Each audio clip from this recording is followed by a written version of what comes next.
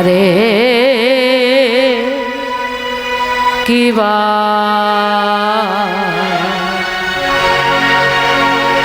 কৃষ্ণ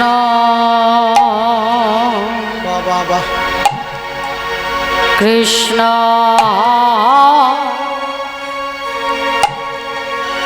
আয়া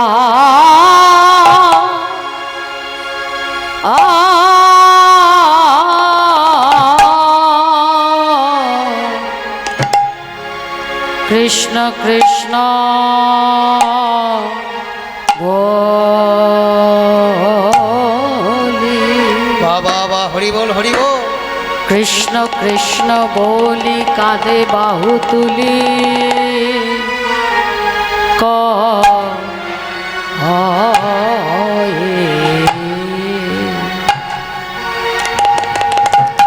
কহে মধুর কথা আয়া কথা রে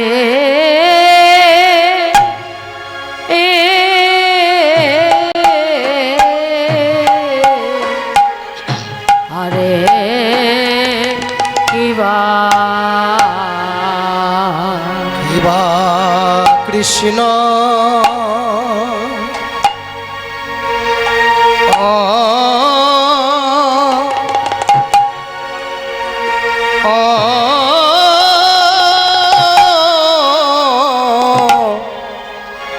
কৃষ্ণ কৃষ্ণ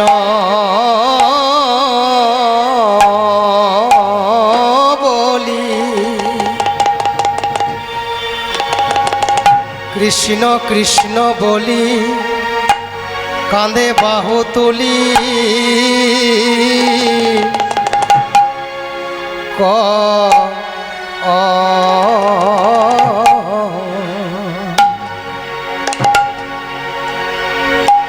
ধনে কহে মধুর কথা রায় ধনী আমার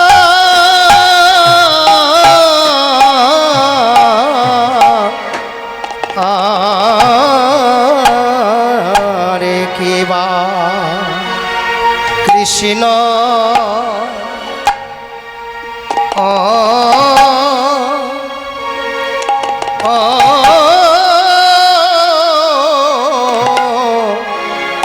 কৃষ্ণ কৃষ্ণ বলি বলে শুধু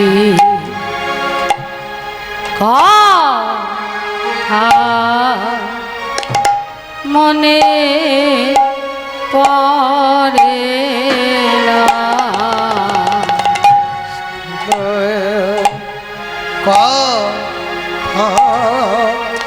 মনে পড়ে বলে বধূ তুমি কোথায় গেলে এই দাসী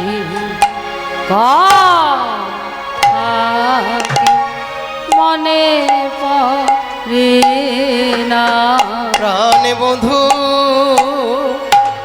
বন্ধু তুমি কোথায় গেলে এই অভাগিনীকে একা ফেলে প্রাণ বন্ধু তুমি কোথায় গেলে অভাগিনীকে একা ফেলে প্রাণ বন্ধু তুমি কোথায় গেলে অভাগিনীকে একা ফেলে এই সোনার ব্রজ আধার করে অভাগিনীকে একা ফেলে এই সোনার ব্রজ আধার করে অভাগিনীকে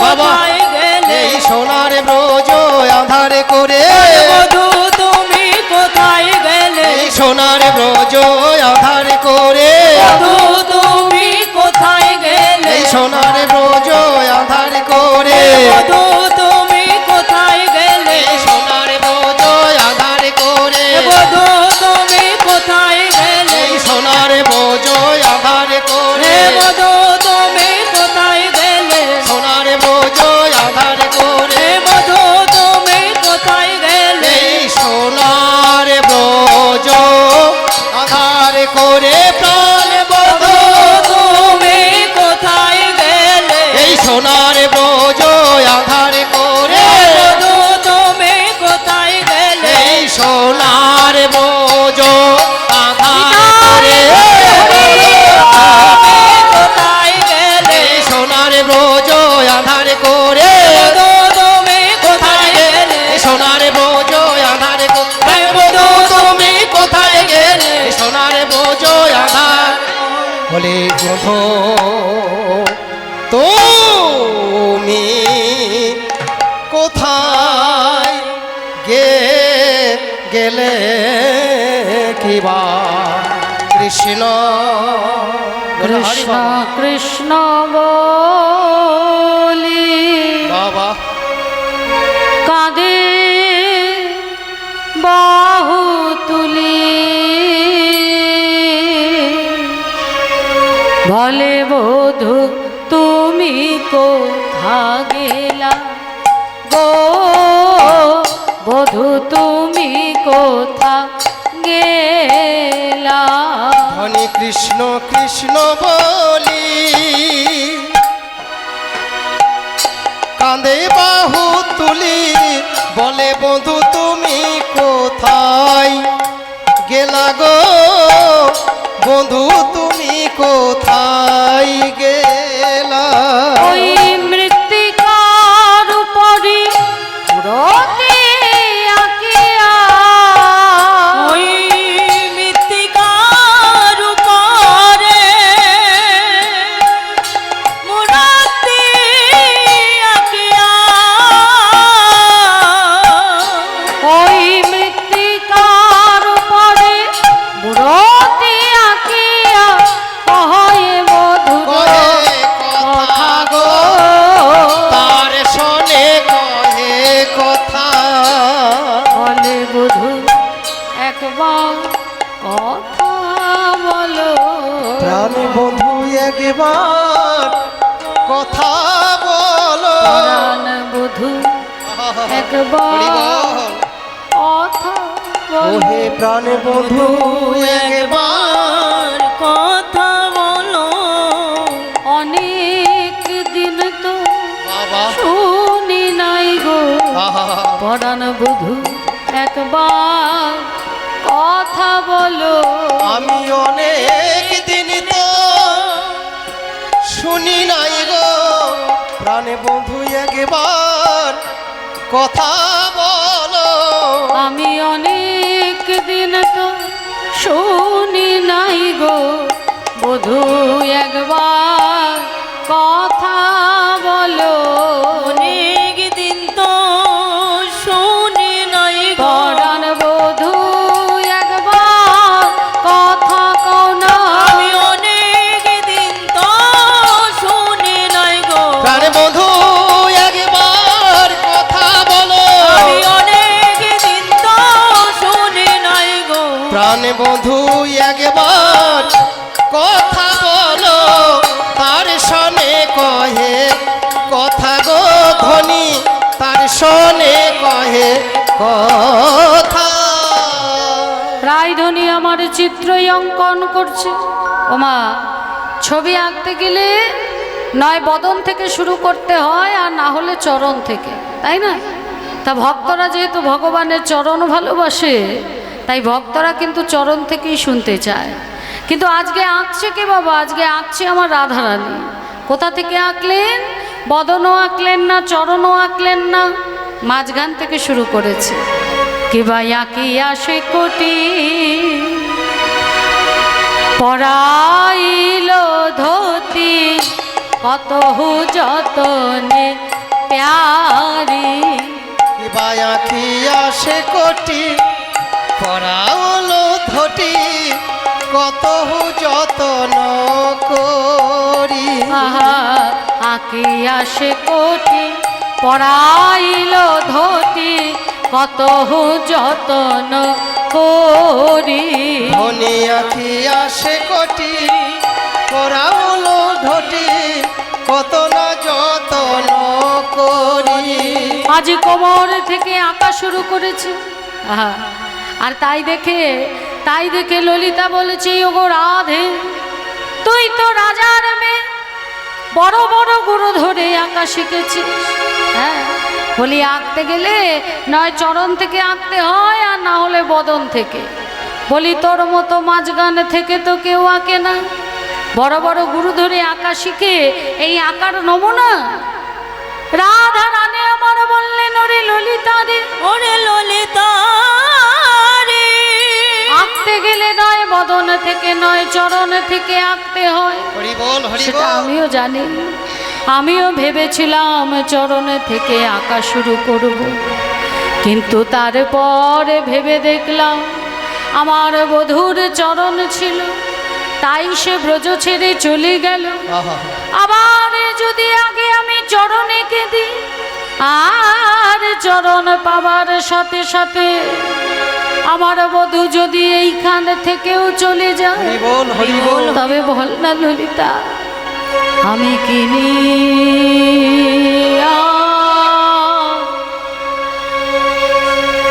কিনিয়ে আর ঘরে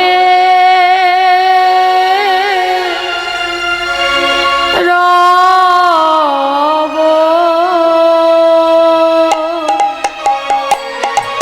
আমি কিনি আর বল বল ঘরে থাকিব, আমি কিনি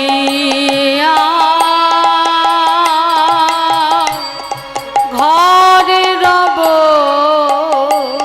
আমি কিনি ঘরে রব, যদি চরণ পেলে চিহ্ন চিত্ত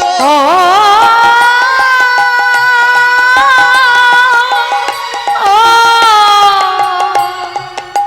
চিত্র চলে যায় রে, আমি কিনিয়ে ঘরে রব। যদি চরণ পেলে চিত্ত চলে যাই গো, ভাগিনীর কপাল ভালো না, চরণ পেলে চিত্ত চলে যাই গো, এই অভাগিনীর কপাল ভালো চরণ না। পেলে চিত্ত চলে যাই গো, এই অভাগিনীর কপাল ভালো নয়। চরণ পেলে চিত্র চলে যায় এই গো, অভাগিনীর কপাল ভালো নয়। চরণ পেলে চিত্ত চলে যাই গো, এই অভাগিনীর কপাল ভালো নয়। চরণ পেলে চিত্ত চলে যাই গো, বল আমি কিনি আর ঘরে রব।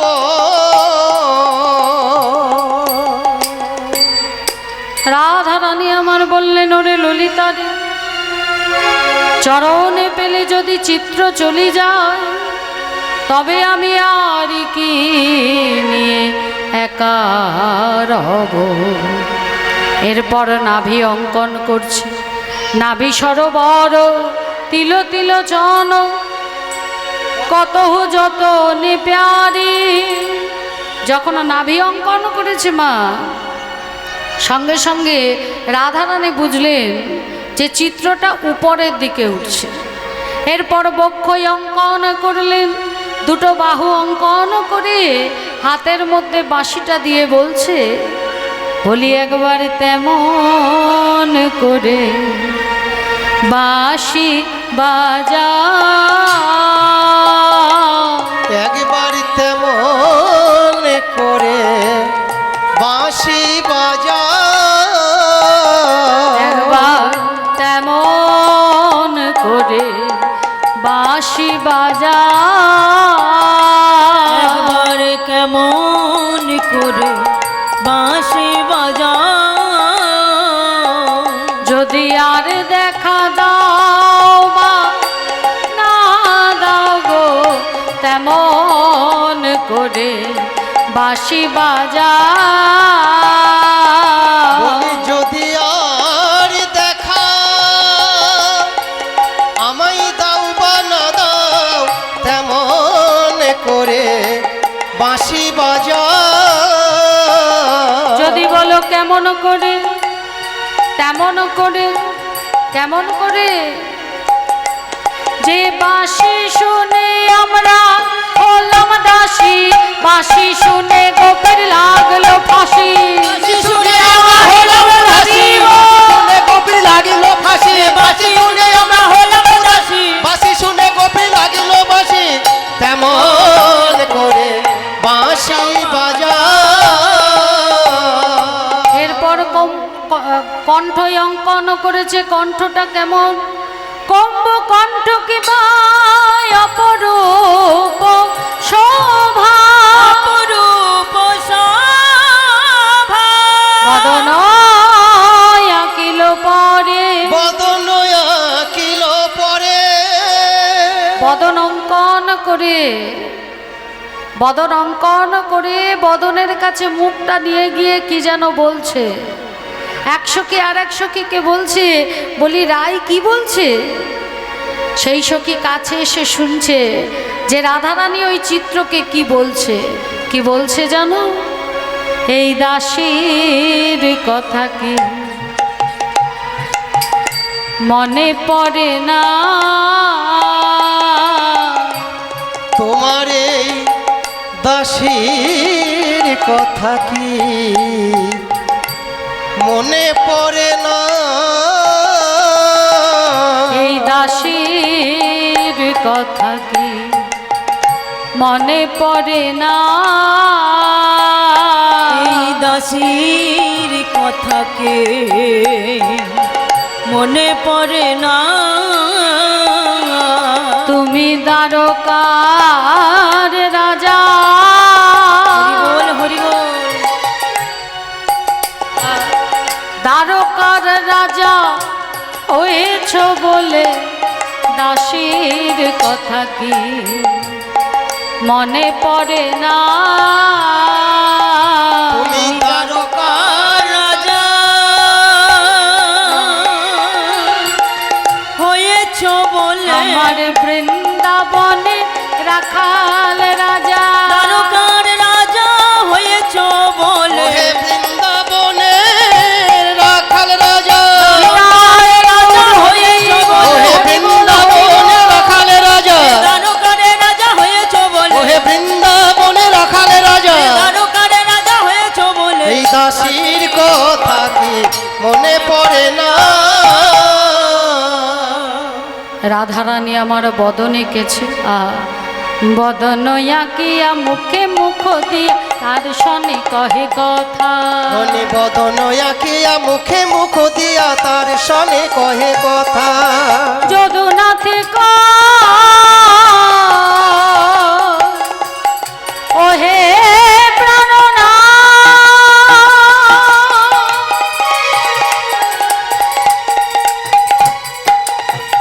ওহে আমার পরাণ বধূ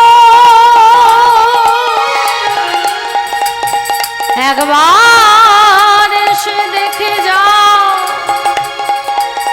তোমার এই অভাগিনী দাসী কি যে দশা তাই যদুনাথে কয় ওহে রসময় একবারে আসিও হে থা একবারে আসিও হে থা বলি যদুনাথে কই ও হেরো সময় একবার আসিও হেথা একবার আসিও হেথা বলি একবার এসে দেখে যাও হে একবার এসে দেখে যাও হে তুমি একবার এসে দেখে যাও তুমি হে। একবার এসে দেখে যাও এই হে প্রেম ময়ূর কি যে দশা একবার এসে দেখে এই যাও হে প্রেম ময়ূর কি যে দশা বলি দশা বলতে হিয়া ফাটি যায় গো প্রেম ময়ূর যায় গো দশা হরি বলি গো। কন্যা ফাটে যাইব মমই দশা বলতে হিয়া ফাটি যাই গো প্রেম ময়ের কি যে দশা বলতে রে সে দেখে যাও না তীব্র বিরহ যন্ত্রণা ভোগ করছে আমার রাধারানী। এদিকে দেবর্ষি নারদ তিনি মনে মনে ভাবলেন একটু ভক্ত দর্শন করে আসি। তা ভক্ত হওয়া বড় শক্ত মা। দেবর্ষি নারদ চলেছেন ভক্ত দর্শনে, আর এদিকে কানাই মলিন বদন করে বসে আছে। বলাই দাদা এসে বলছে কানাইয়ের বদন দেখে, মলিন মলিন বদন হেরি কহে বলো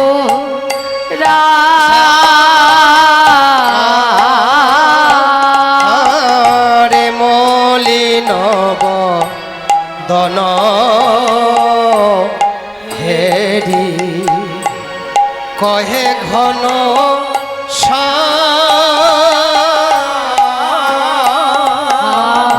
আর মলিন বদন হেরি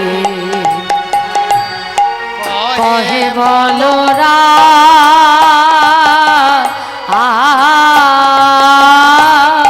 কি কথা পড়েছে মনে ওহে নবঘন তোমার কি কথা পড়েছে মনে ও হে নবঘন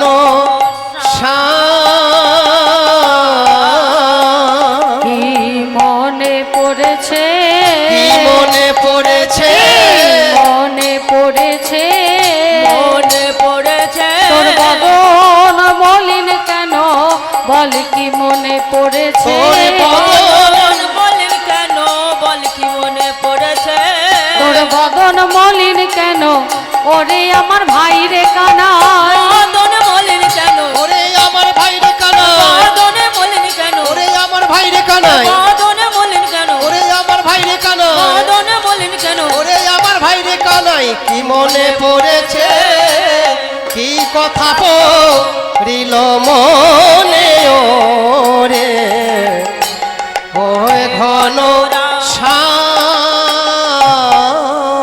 দাদার বদন পানেছে শুনিয়া দাদার কথা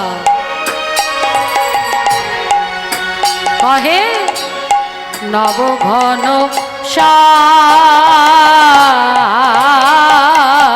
শুনিয়া দাদার কথা নবঘন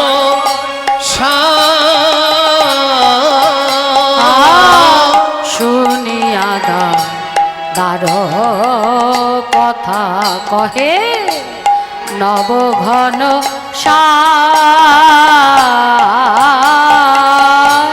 প্রভাসের তীরে হবে যোগের অনুষ্ঠান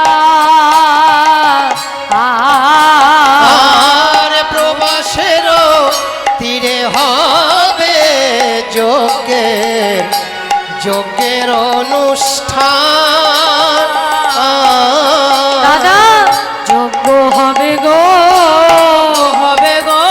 যজ্ঞ হবে গো যজ্ঞ হবে গো প্রভাসের তীরে আজি যজ্ঞ হবে গো ওই প্রভাসের তীরে আজি যোগ্য হবে গো। দাদা প্রভাসের তীরে আজি যজ্ঞ হবে গো ওই প্রভাসের তীরে আজি ওই আমার বলাই দাদা প্রভাসের নিতাই গৌর ওই হরি আমার বল, বলাই হরি দাদা। বল, হরি বল। তীরে আজি ওগো আমার বলাই দাদা প্রভাসের তীরে আজি ওগো আমার বলাই দাদা প্রভাসের তীরে আজি ওগো আমার বলাই দাদা প্রভাসের তীরে আজি যজ্ঞ হবে গো প্রবাসের তীরে হবে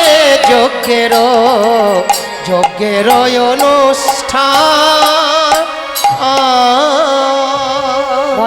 দাদা বলছে, কেন রে ভাই, হঠাৎ যজ্ঞই বা করবি কেন? আর এত জায়গা থাকতে ওই প্রভাসের তীরেই বা করবি কেন? বলছে, দাদা প্রভাস যে বহু যুগ ধরে পতিত হয়ে আছে দাদা, তাই প্রভাসকে তো উদ্ধার করতে হবে। দেখো দাদা, একদিন আমিও চলে যাব, তুমিও থাকবে না। 56 কোটি যদু বংশ, এই যদু বংশও শেষ হয়ে যাবে। তাই প্রভাসের তীরে আমাকে যজ্ঞ করতে হবে। বলাই দাদা বললেন, 56 কোটি যদু বংশ শেষ হয়ে যাবে কেন রে ভাই? বলে, জানো না দাদা? তবে শোনো দাদা, কুরুক্ষেত্রের যুদ্ধ শেষ হয়ে গেল। সেই যুদ্ধে জয়ী হলো পঞ্চ পাণ্ডব। যুদ্ধের পর যখন পঞ্চ পাণ্ডব কুন্তী পিসিমার পায়ে হাত দিয়ে প্রণাম করছে, ঠিক সেই সময় গান্ধারী পিসিমা তিনি ছুটতে ছুটতে আমার কাছে এলেন এবং আমাকে বললেন, কৃষ্ণ তুমি থাকতে আমার 101 সন্তান প্রাণে মারা যায় কি করে? এই পঞ্চ পাণ্ডবের পক্ষে আমার বীর যোদ্ধা সন্তানদের মারা সম্ভব ছিল না, তাই ছলনা করে তুমি তাদের হত্যা করেছো। তাই শুনে রাখো, আমি যেমন আমার 101 সন্তানকে হারিয়ে কাঁদছি, তেমনি তোমাকেও তোমার যদু বংশ হারিয়ে কাঁদতে হবে। কৃষ্ণ বললেন, পিসিমা তুমি আমায় যে অভিশাপ দিলে আমি মাথা পেতে নিলাম, তবে একবার ভেবে দেখো তো পিসিমা, এই যে তুমি 101 সন্তান হারিয়েছ, এর জন্য কি আমি দায়ী? এই জন্য তো তুমিই দায়ী। তুমি আর কুন্তী পিসিমা তোমরা ছিলেন দুইজন বন্ধু। কুন্তী পিসিমার ঘরে এলেন ঋষিদের মধ্যে সব থেকে রাগী যিনি, দুর্বাসা মুনি। কুন্তী পিসিমার প্রণাম করতেই দুর্বাসা মুনি বলে উঠলেন, এত ভক্তি! আজ আমি তোর ঘরে রন্ধন করব। আমি যত রন্ধন করব তুই তত পাত্র আমায় দিতে পারবি? কুন্তী কিছু না ভেবেই বলে দিলেন, হ্যাঁ আমি দিতে পারবো। ভেবে বল, আমি যত রান্না করব প্রত্যেকটার পাত্র কিন্তু তোকে দিতে হবে। মুনিবর আপনি রন্ধন করুন।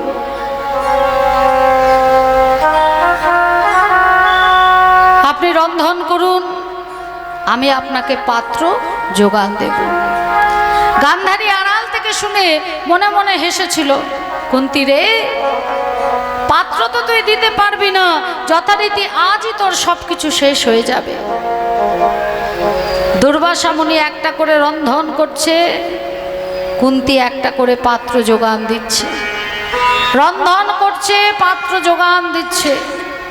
যা রন্ধন করেছে সবকিছুর পাত্র যোগান দিয়েছে, এখনো শুধু বাকি পরমান্ন। দুর্বাসা মুনি বললেন, কুন্তী মা, আমি যা যা রন্ধন করেছি আমার মনের মতো পাত্র তুমি দিয়েছো, কিন্তু এই যে পরমান্ন, পরমান্নর পাত্র কই? কুন্তী পিসিমা পাথরের পাত্র আনলেন, দুর্বাসা মুনির পছন্দ হলো না। রূপোর পাত্র আনলেন, সোনার পাত্র আনলেন, যখন কোনো পাত্রই পছন্দ হলো না, তখন কুন্তী বলে উঠল, বেশ, এই সব পাত্রের কোনো পাত্রই যখন আপনার পছন্দ নয়, এখন আমি আপনাকে যে পাত্রটা দেব সেই পাত্র আপনার অবশ্যই পছন্দ হবে। আপনি আপনার ওই গরম পরমান্ন আমার এই বক্ষ পাত্রে ঢালুন। ক্রুদ্ধ হয়ে উঠল দুর্বাসা মুনি, রে মমূর্ষ নারী, তোর এত দুস্পর্ধা! তুই আমার সঙ্গে ইয়ার্কি মারছিস, মজা করছিস? হ্যাঁ, ওই গরম পাত্র যদি তোর বুকের উপরে ঢালি তুই কি প্রাণে বাঁচবি?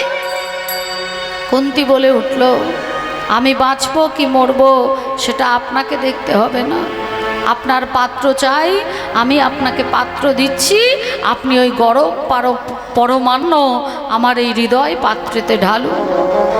এই বলে কুন্তী পিসিমা আঁচল সরিয়েছে। দুর্বাসা মুনি রেগে গিয়ে বললেন, আজ এই গরম পায়েস আমি তোর ওই হৃদয় পাত্রেতেই ঢালবো। যখন এই হৃদয় পাত্রতে ঢালতে এসেছে মা, কুন্তী দুটি হাত তুলে ও গো নারায়ণ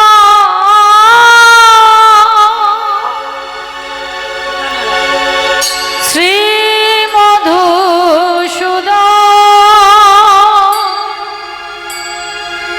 দীনের দয়াল দীনবন্ধু,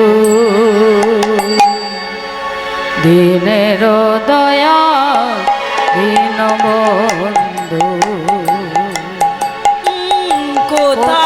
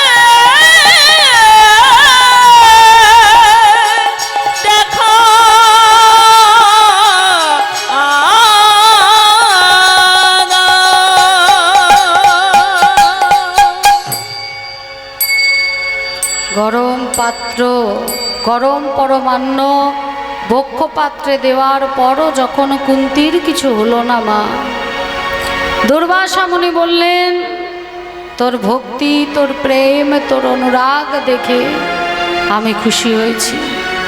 যা তুই স্নান করে আয়, আজ আমি তোকে বর দেব। কুন্তী পিসিমা চলে গেলেন স্নান করতে। সেই সুযোগে গান্ধারী এক হাত ঘোমটা দিয়ে দুর্বাসা মুনির কাছে এসে প্রণাম করতেই দুর্বাসা মুনি গান্ধারীকে কুন্তী ভেবে বর দিলেন, তুই 101 সন্তানের জননী হ।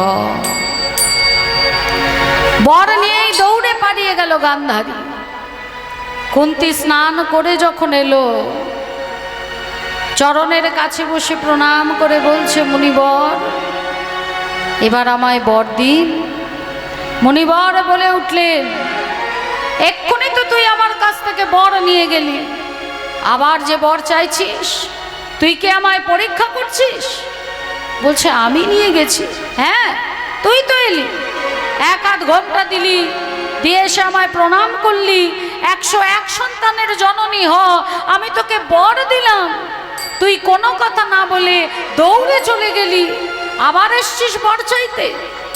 কুন্তী বলছে, মুনিবর আপনি আমায় একটা কথা বলুন, আপনি পরমান্ন ঢালবেন বলে আমার বক্ষপাত্র আমি আপনার কাছে খুলে দিলাম, তাহলে লজ্জায় এক হাত ঘোমটা দিয়ে আপনার কাছে কেন আসবো? আমি স্নানে গেছিলাম, এই তো এলাম। দুর্বাসা মুনি ধ্যানে দেখলেন কুন্তী নয়, গান্ধারী ছলনা করে এসে দুর্বাসা মুনির কাছ থেকে বর নিয়ে গেছে। দুর্বাসা মুনি ক্রুদ্ধ হয়ে বলে উঠলে, আমি তোকে আশীর্বাদ করি, তুই 5টা শক্তিশালী সন্তানের জননী হ, আর তোর এই 5 সন্তানের দ্বারাই গান্ধারীর 101 সন্তানের নিধন হো। হরি বল, হরি বল। তাহলে তুমি বলো পিসিমা, এখানে আমার কি দোষ? তুমি যেমন কর্ম করেছো তুমি তেমন ফল পেয়েছো, এখানে আমি তোমায় কিছু করিনি পিসিমা। মা, কর্মফল ভোগ সবাইকে করতে হয়।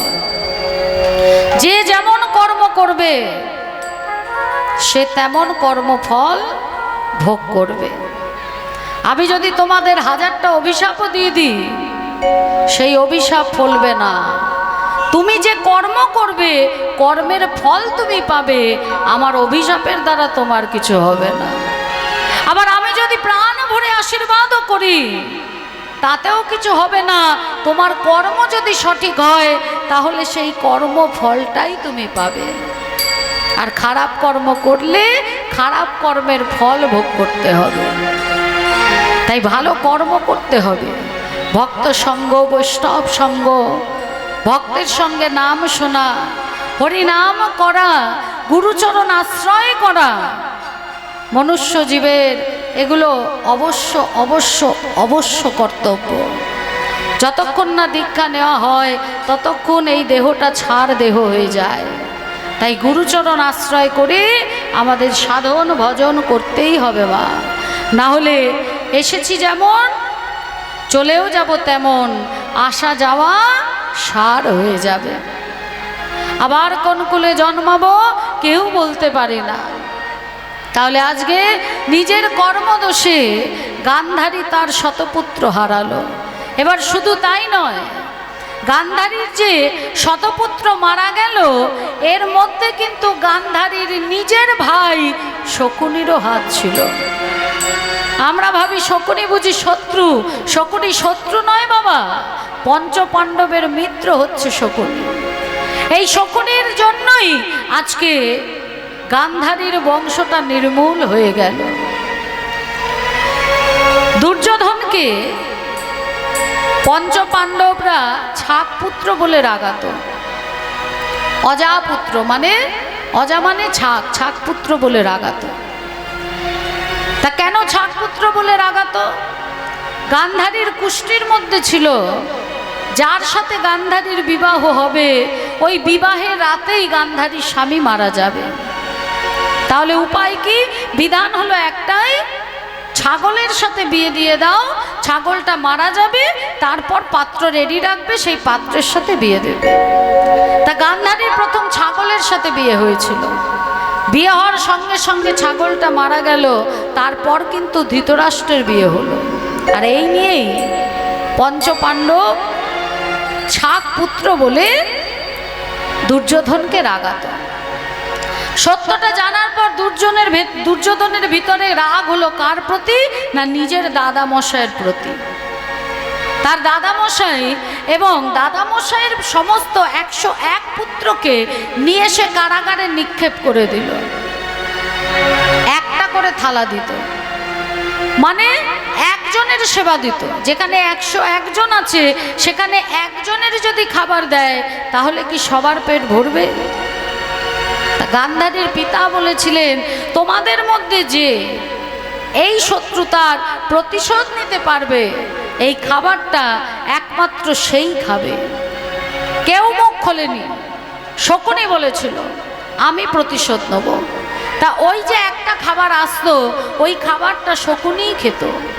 এইভাবে 1 মাস অতিবাহিত হয়ে যাবার পর এক এক করে সবাই মৃত্যু মুখে ঢলে পড়ল। সেই সঙ্গে শকুনিও মৃত্যু মুখে ঢলে পড়ার ভান করল। যখন খবর গেল দুর্যোধনের কাছে, দুর্যোধন বলল এদেরকে নিয়ে বস্তায় পুড়ে ময়লার মধ্যে ফেলে দেওয়া হোক। সবাইকে নিয়ে গিয়ে ফেলে দেওয়া হলো, কিন্তু সেখান থেকে শকুনি ধীরে ধীরে উঠে এলো। আর দুর্যোধন যখন তার সৈন্য সামন্ত নিয়ে যাচ্ছে, তা দুর্যোধন বাথরুম যাবে, একটা ছোট্ট চারা গাছ, সেই চারা গাছের উপর বাথরুম করেছে। বাকিরা বলছে যে যুবরাজ আপনি ওই চারা গাছটার উপর কেন এরকম করলেন? চারা গাছটা তো মরে যাবে। তা ছোট্ট একটা চারা গাছ ও কি বা ক্ষতি করতে পারে, তাহলে ওকে এইভাবে আঘাত করাটা ঠিক হয়নি। দুর্যোধন বলে উঠল, এই চারা গাছটাকে আমি আঘাত করে ঠিক করেছি না ভুল করেছি, যে বলতে পারবে আমি তাকে পুরস্কৃত করব। শকুনি ওখানে ছদ্মবেশে বসেছিল। শকুনি এগিয়ে এসে বলল, আমি বলতে পারবো মহারাজ, আপনি যা করেছেন ঠিক করেছেন। শত্রুকে সবসময় একদম প্রথম অবস্থাতেই উপড়ে ফেলে দিতে হয়। যদি তাকে বাড়তে দেওয়া যায় তাহলে পরবর্তীতে গিয়ে সে ভয়ঙ্কর পরিস্থিতি স্থাপন করতে পারে। সেই জন্য শত্রুকে একদম জন্ম থেকেই উপড়ে ফেলতে হয়। তাই আপনি যা করেছেন আপনি ঠিক করেছেন। শকুনির কথা ভালো লাগায় শকুনিকে নিয়ে এলেন এবং এই শকুনি এক এক করে চক্রান্ত করতে থাকলেন। শকুনির পিতা বলেছিলেন, আমি যখন মারা যাব আমার হাড় দিয়ে পাশার ঘুঁটি সাজ করবে, আর সেই ঘুঁটিকে তুমি যা বলবে সেই ঘুঁটি তাই করবে।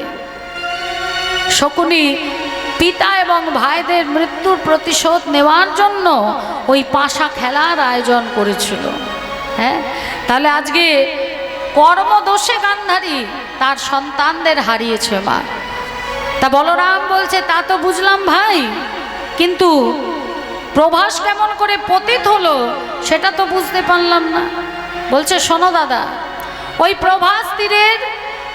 প্রভাস নদীর তীরে মুনি ঋষির ছেলেরা খেলা করছিল। সুতপা মুনির ছেলে জল পিপাসা পাওয়ায় সে যখন ওই প্রভাসে জল পান করতে যায় তখন একটা কুমির তাকে টেনে নিয়ে যায় জলের মধ্যে। সবাই গিয়ে খবর দেয় যে জলে টেনে নিয়ে গেছে। তখন সুতপা মুনি আসে এবং প্রভাসকে স্মরণ করে বলে যে, তোমার জলের মধ্যে আমার ছেলে তলিয়ে গেছে, তুমি আমার ছেলেকে ফিরিয়ে দাও। তখন প্রভাস বলেছিল, আমার জলের মধ্যে অনেক পোকা, তারা আমার আশ্রয়ে আছে, তাদের খাবারের জন্য তারা যদি কাউকে টেনে নিয়ে যায় সেখানে আমার কিছু করার নেই। তখন সুতপা মুনি অভিশাপ দিয়েছিলেন, বলেছিলেন যে আজ থেকে তুমি পতিত হয়ে থাকবে। প্রভাস কেঁদে কেঁদে বলল, মুনিবর, এখানে আমার দোষ কোথায়?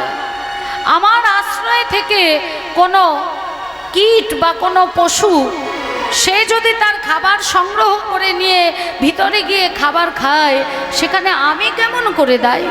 এখানে তো আমার কোনো ভূমিকা নেই। সুতপা মুনি ধ্যানে দেখলেন যে এই পুরো ঘটনাটাই প্রভাসের অজানা। তাই বললেন, অভিশাপ যখন দিয়েছি অভিশাপ ফলবেই, তবে আমি তোমাকে আশীর্বাদ করি, যেই দিন তোমার তীরে গোবিন্দ যজ্ঞ করবে এবং তোমার জল দিয়ে রাধারানীর চরণ ধৌত করবে, সেই দিন তুমি অভিশাপ থেকে মুক্ত হয়ে প্রভাস সরোবর তীর্থে পরিণত হবে। হরি বল, হরি বল। তাই আজকে প্রাণ গোবিন্দ আমার বলাই দাদাকে বলছে, দাদা দাদা প্রভাস তীরে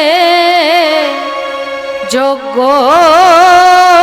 করব, আমি প্রভাস তীরে যজ্ঞ করিব, প্রভাস তীরে যজ্ঞ করব, দাদা প্রভাস তীরে যজ্ঞ করব, প্রভাস বিষাপ মুক্ত হবে, প্রভাস তীরে যজ্ঞ করব, প্রভাস অভিশপ্ত মুক্ত হবে, প্রভাস তীরে যজ্ঞ করব,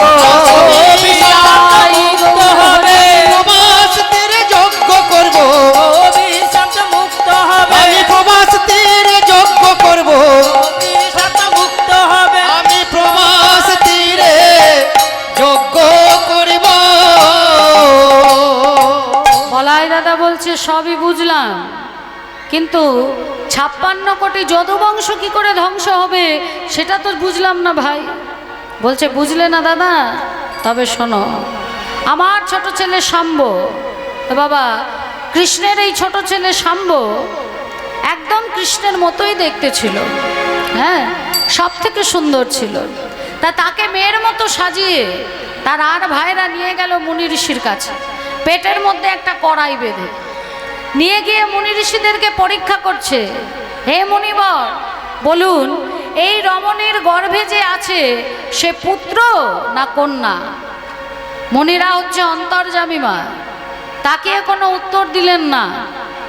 বলছে মুনিবর বলুন এই রমণীর গর্ভে যে আছে সে পুত্র না কন্যা? মুনি ঋষিরা বলছে এই এখান থেকে চলে যা, এইভাবে আমাদের বিরক্ত করিস না, আমরা এখনো ভগবানের জন্য যজ্ঞ করছি, ভগবানের নাম করছি, ভজনে বাধা দিস না, চলে যা। তারা কোনো কথা শুনলো না। আবার জিজ্ঞেস করছে মুনিবর আপনার তো মুনিগণ, ঋষিগণ, যোগীগণ, ভূত ভবিষ্যৎ বর্তমান সবকিছু আপনারা বলতে পারেন, তাহলে বলতে পারছেন না এই রমণীর গর্ভে পুত্র আছে না কন্যা? মুনিবর রেগে গিয়ে বললেন তবে শুনে রাখ, এর গর্ভে পুত্র আছে কি কন্যা আছে তা আমরা জানি না, তবে এর গর্ভে যেটা আছে সেটার দ্বারাই তোদের 56 কোটি যদু বংশ ধ্বংস হবে। শাম্ব পিতার কাছে এসে যখন সবকিছু জানালেন, তখন শ্রীকৃষ্ণ বললেন নদীর পাড়ে কড়াইটা ঘষতে থাকো। ঘষতে ঘষতে যে ফেনা বেরালো সেই ফেনা দিয়ে নলখাগড়া গাছ হলো, আর একটুখানি ফলা, সেই ফলাটা আর ঘষা যাচ্ছে না। ওই ফলাটা যখন নিয়ে এসে কৃষ্ণকে বলল পিতা এটা আর ঘষা যাচ্ছে না, এটা কি করব? তখন কৃষ্ণ বলল ওটা নদীর জলে ফেলে দাও। নদীর জলে ফেলে দিল। একটা মাছ ওই ছোট্ট ফলকটাকে গিলল, আর একটা জেলে মাছটাকে ধরলো। জেলের মাছের পেটের ভেতর থেকে যখন ওটা পেল, ওটা তার কোনো কাজে লাগবে না, জরা ব্যাধের হাতে তুলে দিল। এই জরা ব্যাধকে না, এই জরা ব্যাধ ছিল ত্রেতা যুগে বালিপুত্র অম্বর। যখন বালি আর সুগ্রীবের মধ্যে যুদ্ধ হচ্ছে, যে জয়ী হবে সে হবে কিষ্কিন্ধার রাজা। যেভাবেই হোক সুগ্রীবকে জেতাতে হবে। সুগ্রীব যদি না জেতে তাহলে সুগ্রীব রামচন্দ্রকে সৈন্য সামন্ত দেবে না, সাগরের ওপরে সেতু নির্মাণ হবে না, রামচন্দ্র সীতা দেবীকে উদ্ধারও করতে পারবে না। তাই রামচন্দ্র ছলনা করে গাছের আড়াল থেকে অন্যায়ভাবে তীর বিদ্ধ করে বালিকে হত্যা করেছিল। আর এটা সম্পূর্ণটা দেখেছিল বালিপুত্র অম্বর। সে যখন রামচন্দ্রের কাছে এসে বলল তুমি তো ভগবান, ভগবান হয়ে এই অপরাধ তুমি করলে কেমন করে? রামচন্দ্র স্বীকার করলেন আমি অন্যায় করেছি, বলো তুমি কি চাও? বলছে যেভাবে তুমি আমার পিতাকে হত্যা করেছো আমিও ঠিক সেইভাবে তোমায় হত্যা করতে চাই। রামচন্দ্র বললেন ত্রেতা যুগে তা সম্ভব নয়, কারণ ত্রেতা যুগে আমি ইচ্ছা মৃত্যু বরণ করব। আগত দাপর যুগে আমি আসব কৃষ্ণ হয়ে, তুমি আসবে জরা ব্যাধ হয়ে। লীলা সাঙ্গ করে আমি নিম গাছের ডালে আমার রাঙা চরণ ঝুলিয়ে বসবো। তুমি আমার রাঙা চরণকে রাঙা পাখির লেজ মনে করে তীর বিদ্ধ করে আমায় হত্যা করবে। তাহলে দাদা আর সেই দিনের বাকি নেই যেই দিন এই 56 কোটি যদু বংশ ধ্বংস হয়ে যাবে।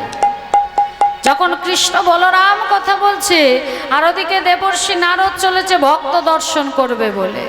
বলি এত চিন্তি দেব ঋষি ঢেকিতে চাপিয়া, এত চিন্তি দেব ঋষি ঢেকিতে চাপিয়া, এত চিন্তি দেব ঋষি ঢেকিতে চাপিয়া, এত চিন্তি দেব ঋষি ঢেকিতে চাপিয়া। আরে ও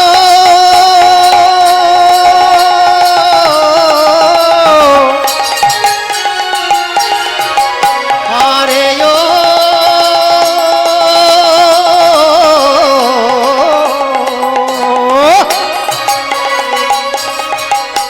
আরে ও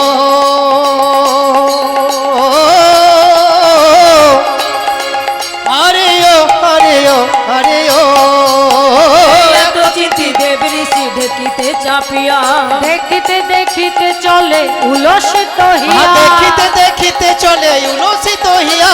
তপ্তদর্শী দেব ঋষি চারি পানে যায়, তপ্তদর্শী দেব ঋষি চারি পানে যায়। কোথা হতে তাপ আসি লাগে মোর বলি গায় কোথায় হতে তাপ আসি লাগে মোরে গায় ও জ্বলে কেন যায় অঙ্গ জ্বলে কেন যাই গো জ্বলে কেন যায় অঙ্গ গো জ্বলে কেন যায় গো আমি আর যে জ্বালা সইতে নারী জ্বলে কেন যায় আমি আর গো? যে জ্বালা সইতে নারী জ্বলে কেন যায় গো কোথা হতে তাপ আসি লাগে মোর গায় কোথায় হতে তাপ আসি লাগে মোর গায় কোথায় হতে তাপ আসি লাগে মোর গায় দেবর্ষি নারদ নিচের দিকে তাকিয়ে দেখলেন বৃন্দাবন। আজকের বৃন্দাবন সেই আনন্দের বৃন্দাবন নয়। আজকে যমুনা উজান বয় না, মলয় পবন বয় না, গোপীরা কাকে কলসি নিয়ে যমুনায় জলও ভরতে যায় না। আজকের বৃন্দাবন বিরহের বৃন্দাবন। সারা বৃন্দাবন দর্শন করলেন, আর দর্শন করে দেখছে কি মাতা যশোমতী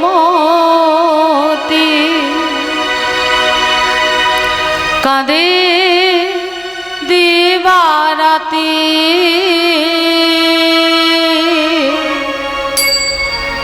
গোপাল হইয়া হারা।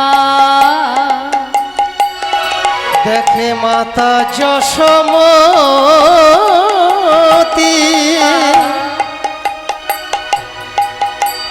কাঁদে দিবারাত্রি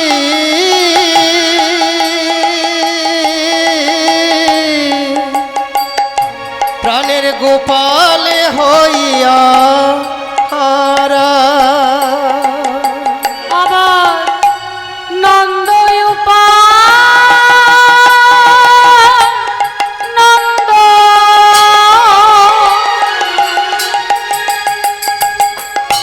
যত গোপবৃন্দ আর নন্দ উপানন্দ যত গোপবৃন্দ বাথানে না যায় তারা, বাথানে না যায় তারা। আর নন্দ উপানন্দ যত গোপবৃন্দ পঠানে না যায় তারা বাথানে না যাই তারা। তাদের কিছুই ভালো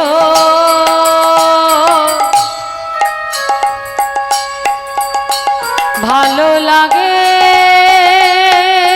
না গো। তাদের কিছুই ভালো ভালো লাগে না গো।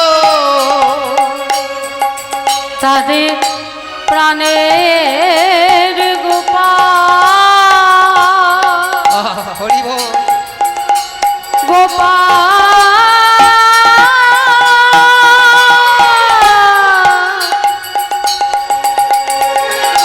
প্রাণের গোপাল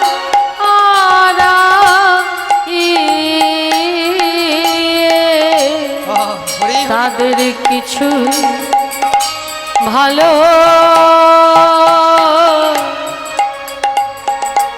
লাগে না গো। তাদের প্রাণে গোপাল হারাই কিছুই ভালো লাগে না গো। তাদের প্রাণের গোপাল হারাই কিছুই ভালো লাগে না গো। প্রাণের গোপাল হারা হয়ে কিছুই ভালো লাগে না গো। প্রাণের গোপাল হারা হয়ে তাদের কিছুই ভালো লাগে না গো। প্রাণের গোপাল হারা হয়ে তাদের কিছুই ভালো লাগে না গো। বাথানে না যায় তারা গো, বাথানে না যায় তারা। তাদের প্রাণের গোপাল হারায় কিছুই ভালো লাগে না। কেঁদে কেঁদে বলে ওরে কানাই রে, কানাই রে ওরে ও প্রাণের কানাই, প্রাণের কানাই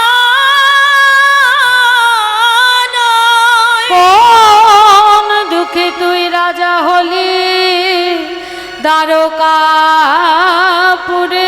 বলে বলে কোন দুঃখে তুই রাজা হলি দ্বারকাপুরে। তুই কি আর ব্রজে আসবি না ভাই? আরে ব্রজে আসবি না ভাই। তুই বুঝিয়া রাধা রাধা বলে বাসি বাজিবি না ভাই? রাধা রাধা বলে আর আরে কি বাঁশি বাজাবি না ভাই। ওরে কানাই রে, ওরে কানাই, ওরে আমাদের প্রাণের কানাই। আমাদের প্রাণের কানাই। সারা বৃন্দাবনের দশা দর্শন করে যখন রাধা রানীর কাছে গেছে, দেখছে রাধা রানীরও শেষ দশা মা। সখীরা পদ্ম ফুলের উপর শোয়াচ্ছে, রাধা রানীর অঙ্গে এত তাপ, সেই পদ্ম ফুল শুকিয়ে যাচ্ছে। এহেন দশা দর্শন করে দেবর্ষি নারদ মনে মনে ভাবলেন, যে কৃষ্ণ ভক্তকে এত কাঁদায়, যে কৃষ্ণ ভক্তকে এত কষ্ট দেয়, আজ থেকে আর তার নাম করব না। বিনাকে বলছে, বিনা একবার রাধা বলে বাজে দেখি। বিনা বিনা তো রাধা নাম জানি না, রাধা নামে জানে না, তাই বিনা কৃষ্ণ নারায়ণ করে বেজে উঠেছে। আর যেই নারায়ণ কৃষ্ণ বলেছে, অভিমান করে বিনাকে ব্রজের ধুলায় পরিত্যাগ করলে। যখনই ব্রজের ধুলায় পরিত্যাগ করলো মা, সঙ্গে সঙ্গে ওই ধুলি পেয়ে রাধা রানীর কৃপা লাভ করে নারদের বিনা বাজলো। বলি বেজে উঠিল, বেজে উঠিল, বেজে উঠিল, বেজে উঠিল, নারদের বিনা বেজে উঠিল। ও নারদের বিনা বেজে উঠিল। নারদের বিনা বেজে উঠিল, বলি নারদের বিনা বেজে উঠিল। কৃপাময়ী রাধে বলে নারদের বিনা বেজে উঠিল। কৃপাময়ী রাধে বলে, রাধে কৃপা করো বলে, কৃপাময়ী রাধে বলে, কৃপা করো বলে, কৃপাময়ী রাধে বলে, হে রাধে কৃপা করো বলে নারদের বিনা বেজে উঠিল। নারদের বিনা যেই না রাধা রাধা বলে বেজেছে, সঙ্গে সঙ্গে তুলে নিয়ে বলছে, আর একবার বল দেখি। ওরে বিনা, আর একবার রাধা নাম বল। বলো বলো যন্ত্র, রাধা নাম মন্ত্র, যাগযজ্ঞ ব্রত কিছু নাহিয়া। বলো বলো যন্ত্র, রাধা নাম মন্ত্র, যাগ যজ্ঞ ব্রত কিছু নাহিয়া।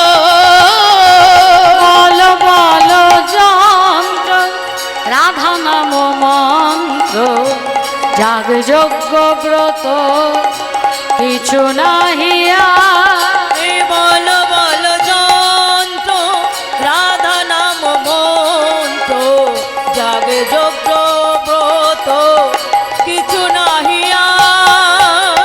বলো বলো বিনে, রাধা নাম বিনে। আর বলো বলো বিনে, রাধা নাম বিনে। বলো বলো বিনে, রাধা নাম বিনে। বলো বলো বিনে, রাধা নাম বিনে। এক ত্রিভুবনে কিছু নাহিয়া। বলো বলো যন্ত্র, রাধা নাম মন্ত্র, হরিবল।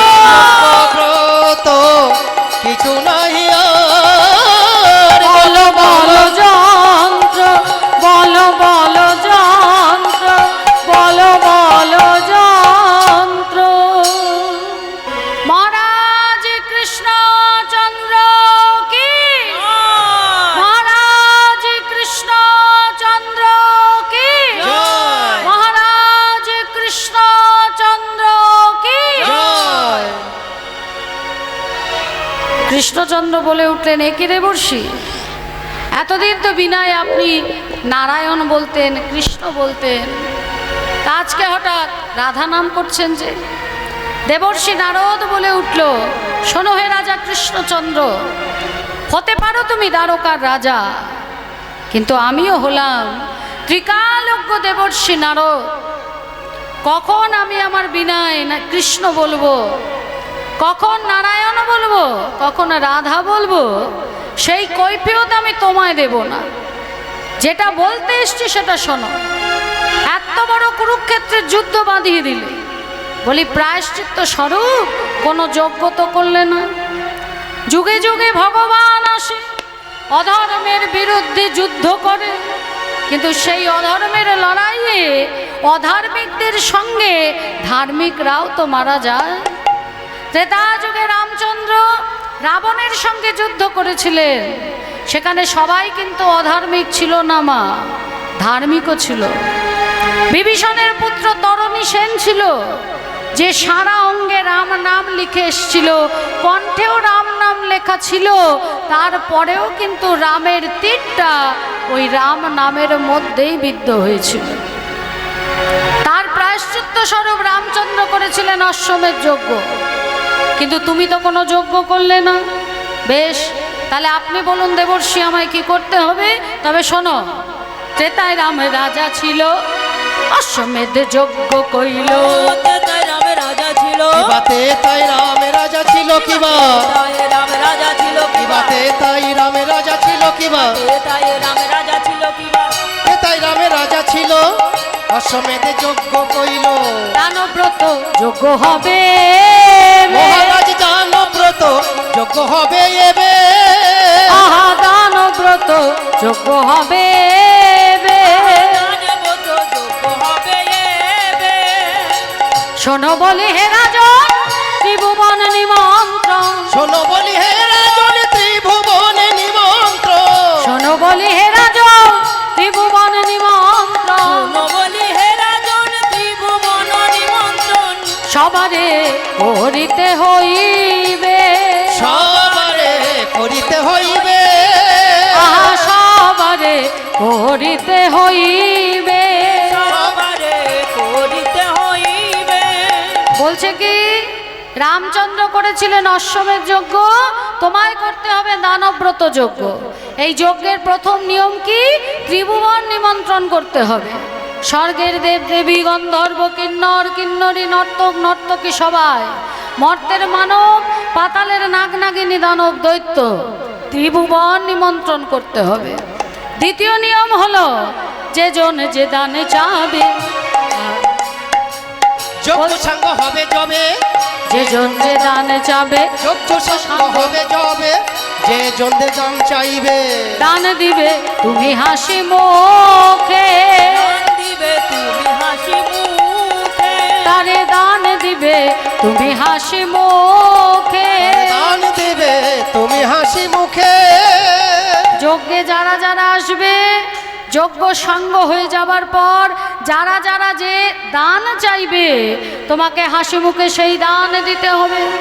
আর তৃতীয় নিয়ম, সর্বশেষে দান দিয়া ভিক্ষার ঝুলি স্কন্ধে লইয়া, সর্বশেষে দান দিয়া ভিক্ষার ঝুলি স্কন্ধে লইয়া, সর্বশেষ দান দিয়া ভিক্ষার ঝুলি স্কন্ধে লইয়া, অবশেষে দান দিয়া ভিক্ষার ঝুলি স্কন্ধে লইয়া, ভিক্ষা করি যাবে নিম্ন সুখে।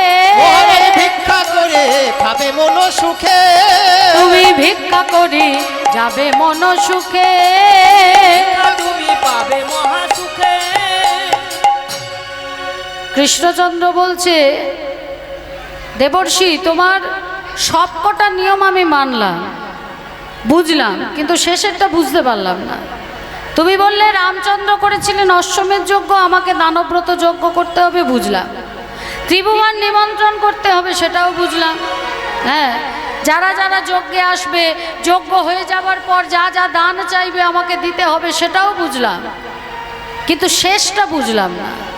বলি দানই যদি দেব, তাহলে আবার ঝুলি পেতে আমি ভিক্ষা কেন চাইব? দান দিয়ে ভিক্ষা চাইলে কি হবে?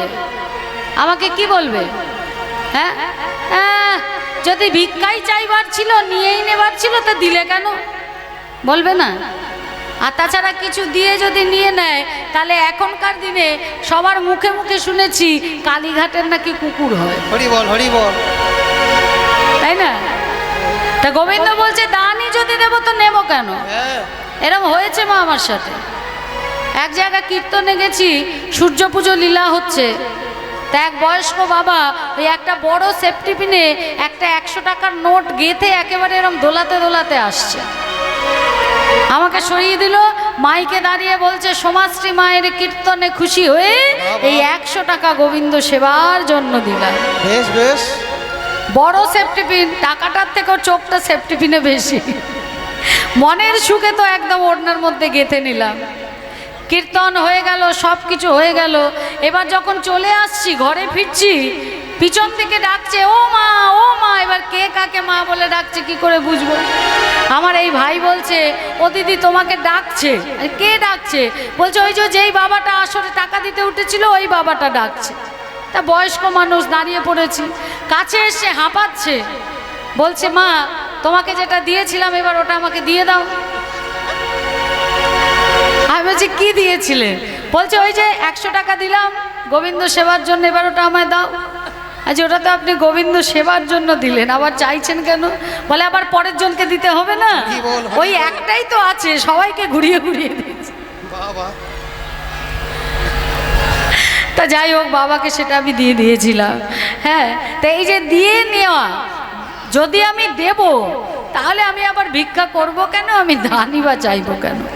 তা গোবিন্দর কথা শুনে দেবর্ষি নারদ বলে উঠলেন, শোনো হে রাজা কৃষ্ণচন্দ্র, দান দিলে ভেতরে আসে অহংকার। কার এসেছিল অহংকার বলুন দেখি, মনে আছে? বলি রাজা। বলি রাজা ঘোষণা করেছে আজ বলি রাজার কাছে যে যা চাইবে বলি রাজা তাকে তাই দেবে, যে যা চাইছে তাই দিচ্ছে, আমি মহাদানী। অহংকার, ভগবান তো সব সহ্য করে, অহংকার সহ্য করে না। তাই ভগবান বামন অবতার রূপ নিয়ে এলেন বলি রাজার কাছে। এসে বলছে রাজা যে যা চাইছে তুমি তাকে তো তাই দিচ্ছ, তা আমি যদি তোমার কাছে কিছু চাই তুমি আমায় দেবে? বলি রাজা বলছে হ্যাঁ নিশ্চয়ই দেব, বলো তোমার কি চাই? বলছে বেশি নয়, আমার চরণের 3 পা জমি চাই। বলি রাজা হাসছে, হা হা করে হাসছে, বলছে তোমার তো এইটুকুটুকু চরণ, সেই চরণের 3 পা এইটুকু জমি নিয়ে তুমি কি করবে? তার থেকে আমি তোমায় দিচ্ছি, তুমি নাও। কিন্তু ভগবান বললেন তুমি দিলে হবে না, আমি যেটা চাইবো সেটাই দিতে হবে, তবেই তো তুমি দানি, তাই না? তা বলি রাজা বলছে বেশ তাহলে তাই হোক। আর ওদিকে বলি রাজার গুরুদেব শুক্রাচার্য, সে বলি রাজাকে সমানে খোঁচাচ্ছে, দিও না বলি, দিও না, এ কোনো সাধারণ বামন নয়, নিশ্চয়ই কোনো ভগবান বামনের রূপ ধরে এসছে, তোমার ক্ষতি করবে, তুমি দিও না। কিন্তু ওই যে অহংকার, আমি দানি, গুরুবাক্য অমান্য, আমি দানি, আজকে আমি দান দেব। তা বামন বলে উঠলে মুখে বললে হবে না, হাতে জল নিয়ে 3 সত্য করে বলো যে আমি যে 3 পা জমি চাইবো সেই 3 পা জমি তুমি আমায় দেবে। কমণ্ডলে জল ঢালতে যাবে আর শুক্রাচার্য শরীরটাকে ছোট করে কমণ্ডলে ঢুকে গেছে যাতে জলটা না পড়ে। এবার জল তো পড়ছে না, কিন্তু ভগবান তো অন্তর্যামী, সবই জানে। ভগবান বললেন বলি রাজা ওখানে একটা কাঠি পড়ে আছে, ওই মুখটা, নলের মুখটা বোধহয় নোংরা জমে গেছে, তুমি একটু খুঁচিয়ে দাও, পরিষ্কার হয়ে যাবে, জল পড়বে। এবার ওই যে কাঠি দিয়ে খুঁচিয়ে দিলে, এর ফলে শুক্রাচার্যের একটা চোখ কানা হয়ে গেল। বলি রাজা হাতে জল নিলেন এবং নিয়ে বললেন যে তুমি আমার কাছে যে 3 পা জমি চাইবে আমি সেই 3 পা তুমি জমি তোমায় দেব দেব দেব। আর বামন অবতারে ভগবানকে দেখে বলি রাজার বোন দূর থেকে দেখে ভাবছে আহা, এ যদি আমার পেটের ছেলে হতো। এবার যেই না বলি রাজা কথা দিয়ে দিয়েছে দেব, একটা চরণে মর্ত আর পাতাল নিলেন, একটা চরণে নিয়ে নিলেন স্বর্গ, তাহলে স্বর্গ মর্ত পাতাল 3 জমি নিয়ে নিলেন। বলছে বলি এখনো একটা চরণ বাকি আছে, বলো পাত্র কই? যদি পাত্রের মতো পাত্র দিতে পারো তবেই আমি আমার 3য় চরণটা তাতে রাখবো, না হলে তুমি কিন্তু বাক্য বিমুখ হয়ে যাবে, তোমার কথা প্রতিজ্ঞার দাম থাকবে না। বলি রাজা বুঝতে পারলেন যে ইনি সাধারণ মানব নয়, ইনি ভগবান। তাই বলছে, বেশ, আপনি যদি আপনার তৃতীয় চরণটা আমায় দেখাতে পারেন, রাখার মতো যোগ্য পাত্র আমি আপনাকে দেব। আর বলি রাজার যে বোন ওই দূর থেকে দাঁড়িয়ে ভাবছো এ যদি আমার পেটের ছেলে হতো, এখন সে ভাবছে এ যদি আমার পেটের ছেলে হতো একে আমি বিষ খাইয়ে হত্যা করতাম। বলি রাজার সেই বোনই দাপর যুগে পুতনা, স্তনে দুধ মাখিয়ে এসছিল আর এমন টান দিয়েছিল যে তার আপন রূপ বেরিয়ে ভবলীলা সাঙ্গ হয়ে গেছিল। বলি রাজা বলছে, বেশ, তুমি তোমার তৃতীয় চরণ বার করো, আমি পাত্র দিচ্ছি, তোমার ওই রাঙা চরণ। বলি দাও দাও আমার শিরে দাও গো, বলি দাও দাও আমার শিরে দাও গো, দাও দাও আমার শিরে দাও গো, বলি দাও দাও আমার শিরে দাও গো, তোমার ওই রাঙা চরণ দাও দাও আমার শিরে দাও গো, তোমার ওই রাঙা চরণ আমায় চরণ ছাড়া করো না গো, তোমার ওই রাঙা চরণ ছাড়া করো না গো, বলি তোমার ওই রাঙা চরণ, চরণ ছাড়া করো না গো, তোমার ওই রাঙা চরণ দাও দাও আমার শিরে দাও গো। তা ভগবান তার তৃতীয় চরণ বলি রাজার মাথায় দিয়ে তাকে পাতালে প্রবেশ করিয়েছিলেন, যার জন্য কৃষ্ণের তিনটে চরণে তিনখানা তুলসী দিতে হয় মা, একটা বাম চরণ, একটা ডান চরণ আর একটা নাভি চরণ, তিনটে চরণে তিনটে তুলসী দিতে হয়। হ্যাঁ, তা আজকে দেবর্ষি নারদ বললেন, যখনই তুমি দান দেবে তোমার অহংকার আসবে দানি, আর দান দিয়ে যদি তুমি কারোর কাছে ঝুলি পেতে 16 আনা ভিক্ষা চাও, তোমার সম্মান যাবে না, তোমার অহংকারটা দূর হয়ে যাবে, তোমার দানের অহংকার দূরে যাবে, দানের অহংকার দূরে যাবে, দানের অহংকার দূরে যাবে, অহংকার দূরে যাবে, তুমি দান করে ভিক্ষা চাইলে দানের অহংকার দূরে যাবে, দান করে ভিক্ষা চাইলে কোনো অহংকার রবে না গো, বিদায় তোমার কোনো গৌরী অহংকার গো। হবে না গো, দান দিয়ে ভিক্ষা করলে তোমার কোনো অহংকার হবে না গো, দানের অহংকার দূরে যাবে। ভগবান বলছে তা তো হলো, কিন্তু এই যে এতজন আসবে, তাই এদের সবার জায়গা আমার এই দ্বারকাপুরীতে তো আমি দিতে পারবো না, তাহলে যজ্ঞটা কোথায় করবে? বলে কেন? তুমি তো জানো প্রভু, যজ্ঞ হবে ওই প্রভাস নদীর তীরে, প্রভাস নদীর তীরে যজ্ঞ করতে হবে। এবার তুমি পত্রটা লিখে দাও। প্রাণ গোবিন্দই আমার পত্র লিখছেন। পত্র লিখলেন মা যজ্ঞেশ্বর শঙ্কর। যজ্ঞ করতে গেলে সবার আগে শঙ্করকে পত্র লিখতে হয়, তা নাহলে যজ্ঞ সফল হয় না। কারণ দক্ষ রাজা যে শিববিহীন যজ্ঞ করেছিল, শিব ঠাকুরকে নেমন্তন্ন করেনি, সে নন্দী ভৃঙ্গি সবাই এসে যজ্ঞ তো পণ্ড করেই ছিল, এবং মা সতী তিনি স্বামীর অপমান সহ্য করতে না পেরে ওই যজ্ঞের মধ্যে নিজেকে আহুতি দিয়েছিলেন। তাই দক্ষ রাজা সন্তানও হারিয়েছিল। সেই জন্য যে কোনো যজ্ঞ করতে গেলে সবার আগে যজ্ঞেশ্বর শঙ্করকে নিমন্ত্রণ করতে হবে। শঙ্করকে লিখলেন, শঙ্করীকে লিখলেন। লক্ষ্মী পানি বিনা পানি চক্র পানি, স্বর্গের সঙ্গে দেবদেবী গন্ধর্ব কিন্নরী, কিন্নরীকে পত্র লিখলেন। মর্তের মানব, পাতালে বলিরাজ, নাগ নাগিনী, দানব দৈত্য, পত্র লেখা হয়েছে। এবার বলাই দাদা বলছে, কই দেখি কেমন পত্র লিখেছিস। পত্র দেখে দেখছে বৃন্দাবনের পত্র নেই। হ্যাঁ রে ভাই, সবাইকে পত্র দিলি, মাতা যশোমতী, পিতা আনন্দ, বৃন্দাবনের গোপগোপী, আমার সখারা, তোর সখারা, তাদের পত্র লিখলি না। কানাই ছলো ছলো নয়নে বলছে, দাদা গো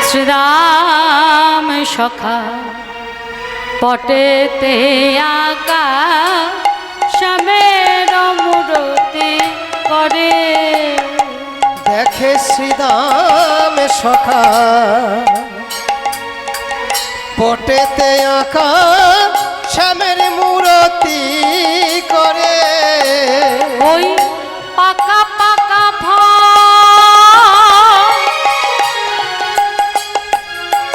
লইয়া বলে ওই পাকা পাকা ফল লইয়া বলে ওরে ভাই কানাই খারে খারে, ওরে ভাই কানাই খারে খারে, ওরে ভাই কানাই খারে খারে, ওরে ভাই কানাই খারে খারে। দেখো নন্দ পিতা জেলেছে চিতা প্রাণতে জীবার তরে। দেখো নন্দ পিতা জেলেছে চিতা প্রাণতে জীবার তরে। মাতা যশোমতী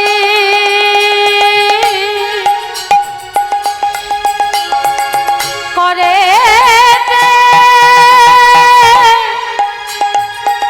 নমনি আমার মাতা যশোমতী ওরে গোপাল রে,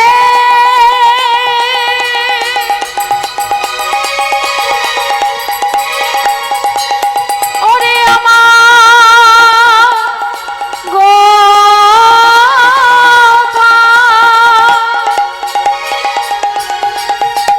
তোর কি ক্ষুধা পায় না নেই বা একবার মায়ের কোলে বসে নমনি খাবি।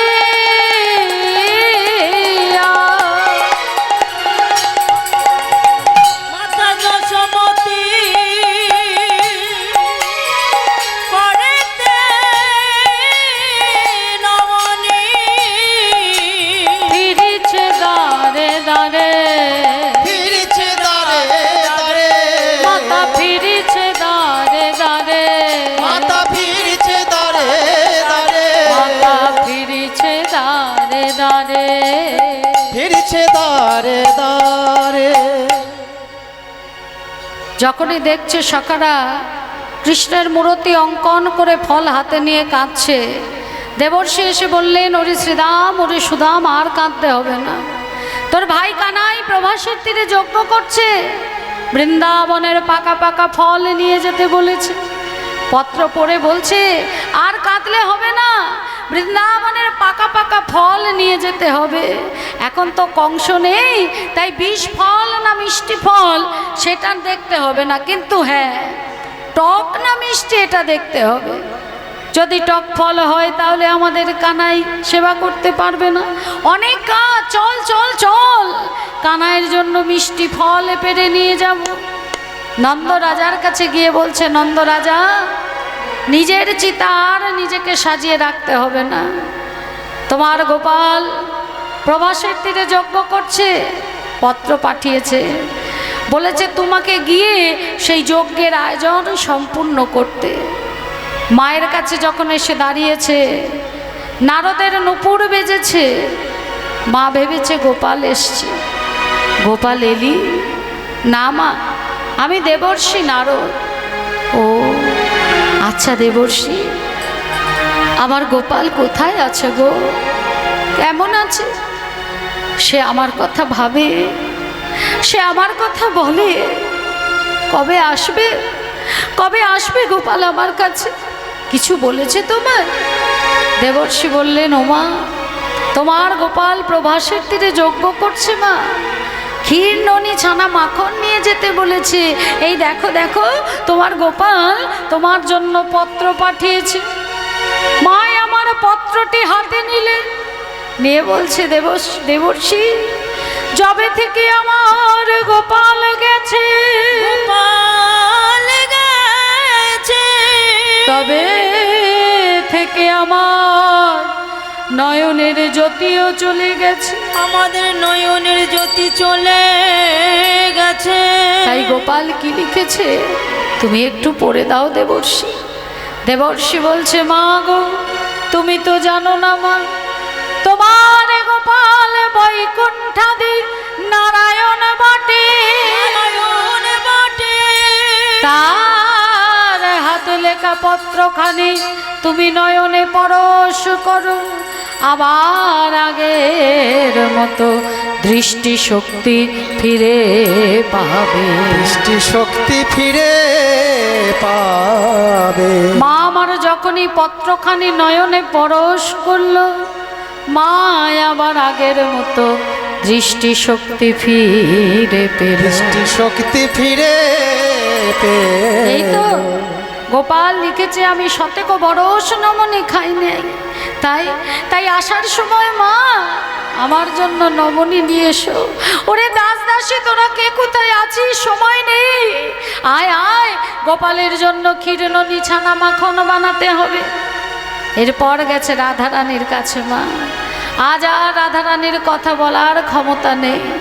সখীদের কণ্ঠ জড়ায় ধরে বলছে, ওরে সখী রে, বিধাতা যদি আমায় এমন জন্ম দিল, তবে আমার থেকে আমার বধূকে সেবা কেন কেড়ে নিল? কেড়ে নিল। যে দেহ কৃষ্ণ সেবায় লাগে না, আহা হরি বল হরি। আমি বেঁচে থাকতে আমার বধূর সেবায় লাগাতে পারলাম না। ওই বিধাতার চরণে আমার নিবেদন, যখন আমার দেহ থেকে প্রাণ চলে যাবে, আমার এই সেবার দেহ যেন কৃষ্ণ সেবাতেই কাজে লাগে, সেবাতি কাজে লাগে। আমার শরীরের ক্ষিতি অর্থাৎ মাটি অংশটি সেই মাটির সাথে যেন মিশে যায়, যে মাটির ওপর দিয়ে আমার বধূ তার কোমল চরণে নিয়ে হেঁটে ফেরে। আমার শরীরের অংশটি যেন সরোবরে মিশে যায়, মিশে যায়। যে সরোবরে ডুব দিয়ে আমার বধূ স্নান করে। স্নান করে। আমার শরীরের তেজ তত্ত্বটি যেন এই সূর্যের সঙ্গে মিশে যায়, সূর্যের প্রখর তাপ থেকে যেনই আমি আমার বধূকে আড়াল করতে পারি। আড়াল করতে পারি। মরুদ অংশটি যেন ওই বাতাসে মিশে যায়, যে বাতাস আমার বধূর অঙ্গ স্পর্শ করে অঙ্গটা শীতল করে দেয়। আর আমার শরীরের বন তত্ত্বটি ওই আকাশে মিশে গিয়ে যেন আমার বধূর মাথায় ছাতা হয়ে আমার বধূকে সেবা করে। সেবা করে। রাধারানীর শেষ দশায় আর কথা বলতে পারছে না। এমন সময় দেবর্ষি নারদ এসে বললেন, ওগো রাধে বিনোদিনী, তোমার বধূ পত্র পাঠিয়েছে, প্রভাসের তীরে যজ্ঞ করছে। সে বলেছে যজ্ঞ তখনই সম্পন্ন হবে যখন তুমি গিয়ে তাকে শক্তি সঞ্চার করবে। পত্র পড়ে রাধারানী উঠে বসলেন, বললেন, সখী তোরা এবার আমায় সাজিয়ে দে, আমি আমার বধূর কাছে যাব। সখীরা মিলে আমার রাধারানীকে সাজাচ্ছে। সঙ্গিনী রঙ্গিনী রূপ তরঙ্গিনী, সঙ্গিনী রঙ্গিনী রূপ তরঙ্গিনী, বসিয়া মন্দির মাঝে মদন মোহন মোহিতে যতন করিলা রায়ক সাজে।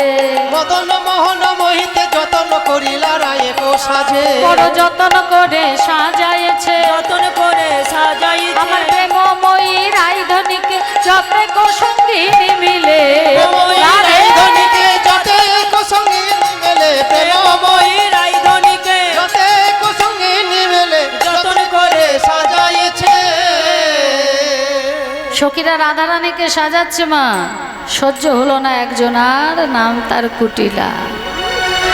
বলে এতদিন পড়ে পড়ে কাঁদছিল তবু সহ্য হচ্ছিল, আবার এই যে সাজুগুজু শুরু করেছে না, দেখাচ্ছি মজা। দাদা দাদা গো দেখবে চলো, দাদা দেখবে চলো। আরে কি হলো? আর এদিকে আয়ান ঘোষ শ্যামা মায়ের পুজো করছে। ও সর্বমঙ্গল মঙ্গলে শিবে সর্বার্থ সাধিকে शरण्ये त्र्यंबके गौरी नारायणि नमस्तुते सृष्टि स्थिति विनाशानं शक्तिभूते सनातने गुणाश्रये गुणमय नारायणि नमस्तुते शरणागत दीनार्थ परित्राणाय परायणे सर्वशास्त्री हरे देवी नारायण नमस्तुते नारायणि नमस्तुते नारायणि नमस्तुते उलुध्वनि ओम जयंती मंगला काली भद्रकाली कपालिनी दुर्गे शिवे क्षमाधात्री स्वाहा स्वाहा नमस्तुते ओम स्वाहा तं स्वाहा ओम मुंडमालिनी मागो लहो प्रणाम मागो लहो प्रणाम लहो प्रणाम या देवी सर्वभूतेषु सृष्टिरूपेण संस्थिता नमस्तस्यै नमस्तस्यै उलुध्वनि मेरा। नमस्तस्यै नमो नमः या देवी सर्वभूतेषु शक्तिरूपेण संस्थिता नमस्तस्यै नमस्तस्यै नमस्तस्यै नमो नमः या देवी सर्वभूतेषु बुद्धिरूपेण संस्थिता नमस्तस्यै नमस्तस्यै नमस्तस्यै नमो नमः या देवी सर्वभूतेषु मातृरूपेण संस्थिता नमस्तस्यै नमस्तस्यै नमस्तस्यै नमो नमः मागो মাগো मागो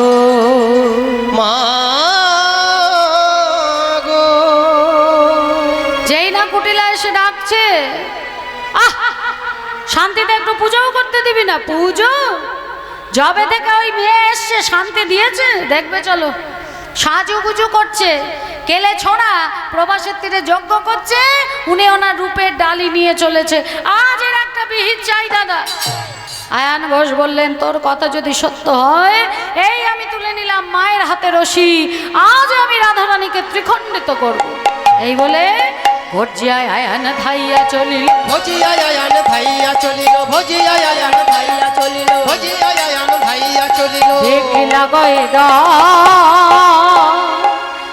চৈতন্য দাসে কহয়ে গোবিন্দ রাখয়ে রাধার ঘর রাখয়ে রাধার ঘর আহা চৈতন্য দাসে কহে গোবিন্দ রাখো এ রাধার ঘর রাখো এ রাধার ঘর এ কি রাধারানী কোথায় ছড়েছ নিজ পতি ছেড়ে পরপতি ভসতে রাধারানী বললেন কাকে পরপতি বলছো সে শুধু আমার একার পতি নয় আমার পতি তোমার পতি জগৎপতি জগৎপতি আর যাই হোক তাকে পরপতি বলো নাকি পরকে পর বলবো না তো কি আপনও বলবো এখনো সময় আছে ফিরে চলো না হলে এই অসি দিয়ে আজ আমি তোমাকে ত্রিখণ্ডিত করব রাধারানী দেখলেন আয়ান ঘোষ শ্যামা মা ছাড়া কাউকে ভয় করে না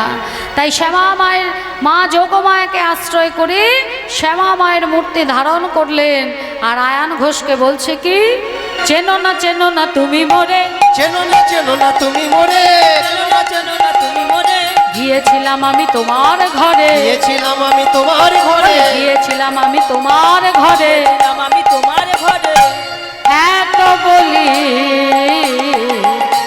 হইল অপরূপ ও গো এত বলি হইল অপরূপ রাধিকা হইল কালিকা রূপ রাধিকা হইল কালিকার উপর রাধিকা হইল কালিকার উপর রাধিকা হইল কালিকার উপর রাধিকা হইল কালিকার উপর রাধিকা হইল কালিকার আহ, উপর কালী হয়ে দাঁড়ালো কালী হয়ে দাঁড়ালো হয়ে দাঁড়ালো কালী হয়ে দাঁড়ালো কালী হয়ে দাঁড়ালো কালী হয়ে দাঁড়ালো আমাদের এই বিনোদিনী কালী হয়ে দাঁড়ালো ওগো আমাদের এই বিনোদিনী কালী হয়ে দাঁড়ালো আমাদের এই বিনোদিনী কালী হয়ে দাঁড়ালো আমাদের এই আর বিনোদিনী আয়ানকে নিদানের লাগে আমাদের এই নিতাই গৌর হরি বল। আমাদের এই বিনোদিনী আয়নকে নিধান লাগি আমাদের এই বিনোদিনী ওই আয়নকে নিধানের লাগি আমাদের এই বিনোদিনী অমনি কালী হয়ে দাঁড়ালো যখনই কালী মূর্তি ধারণ করেছে জয় কালী বলে রাধা চরণে লুটিয়ে পড়লেন। রাধা রানী বললেন, তুমি কি ভুলে গেছো পূর্বে তুমি ছিলে অভিমন্যু ঋষি, কঠোর তপস্যায় বসেছিলে, নারায়ণ তোমায় বর দিতে চাইলো, নারায়ণের স্ত্রীকে তুমি পত্নী রূপে চেয়েছিলে। নারায়ণ বলেছিলেন আগত দাপর যুগে আমি যাব কৃষ্ণ হয়ে, আমার অঙ্গ থেকে আবির্ভাব ঘটবে আমার প্রেয়সী রাধারানীর, তোমার সঙ্গে রাধারানীর বিবাহ হবে। আর মা লক্ষ্মী এসে বলেছিলেন নারায়ণের স্ত্রীকে তুই পত্নী রূপে চাস তো, আমি যাব তোর কাছে, কিন্তু তোরও নপুংসক অবস্থায় জন্ম হবে। তখন অভিমন্যু ঋষি বললেন, শোনো হে লক্ষ্মী, আমার যদি নপুংসক অবস্থায় জন্ম হয় তাহলে দাপর যুগে তুমি কখনো মা ডাক শুনতে পাবে না। হরি বল হরি বল। যার জন্য রাধারানীকে কেউ মা বলে না। মা রাধারানী আমাদের সকলের ছোট্ট মেয়ে, নান্নি সি গুড়িয়া। হ্যাঁ, বৃন্দাবনে গুড়িয়া রূপেই তাকে পুজো করা হয়, তাকে সেবা করা হয়। তিনি আমাদের সকলের কন্যা, আমাদের সকলের সন্তান। তাহলে আজকে আয়ান ঘোষ বললেন তুমি যাও, আমি তোমায় বাধা দেব না, তবে হ্যাঁ তুমি আমাকে এটুকু কথা দিয়ে যাও, আয়ানের নিদানের কালে যেন রাধা গোবিন্দের যুগল চরণ দর্শন করেই যেতে পারে। রাধারানী কথা দিলেন। এইবার মা কুটিলা আর আয়ান ফিরে গেল। রাধারানী ভাবছে কি নিয়ে যাবে, সখারা নিয়েছে পাকা পাকা ফল, মা যশোমতী নিয়েছে ননি মাখন, নন্দরাজা নিয়েছে মণিমুক্তা, আর রাধারানী কি নেবে? সখীদের সঙ্গে যুক্তি করে বিনা সুতার মালা গেথে আজকে সবাই মিলে চললেন প্রভাসের তীরে। অনেকটা দেরি হয়ে গেছে, প্রভাসের 4টে দ্বারই বন্ধ হয়ে গেছে। হ্যাঁ, মা যশোমতী তৃতীয় দাঁড়িকে গিয়ে দাঁড়িকে বলছে, এই দাঁড়ি দ্বার খুলে দে, আমি ভিতরে আমার গোপালের কাছে যাব। दारी बोले उठलो, ऐ माई जी यही पर चुपचाप खड़ी रहो, हाँ अंदर यज्ञ चल रहे, यज्ञ खत्म होने पर राजा जी बाहर आएंगे, तुमको जो चाहिए वही मिलेगा, जा चाइबे ताई पाबे। মা আমার মনে মনে ভাবছে আমি রাজার মা, কোথায় পায়ে ধরে নিয়ে যাবে না ভিতরেই ঢুকতে দিচ্ছে না। অহংকার মায়ের মধ্যে আসতেই বলে উঠলেন, এই দাঁড়ি আমি রাজার মা, পা ধরে নিয়েছ, পা ধরে না নিয়ে গিয়ে আমায় ঢুকতে দিচ্ছিস না, আমার ছেলে যদি জানতে পারে তোর কি দশা করবে জানিস। ভগবান সঙ্গে সঙ্গে দাড়ির ভিতর থেকে মায়া হরণ করে নিলেন। दारी बोलছে इतना उम्र हो गया, झूठ बोलना अभी तक खत्म नहीं हुआ है, भागो यहाँ से, जल्दी भागो यहाँ से। এই বলে মাকে যখন আঘাত করেছে সঙ্গে সঙ্গে মা আমার চিৎকার করে উঠলে, গোপাল রে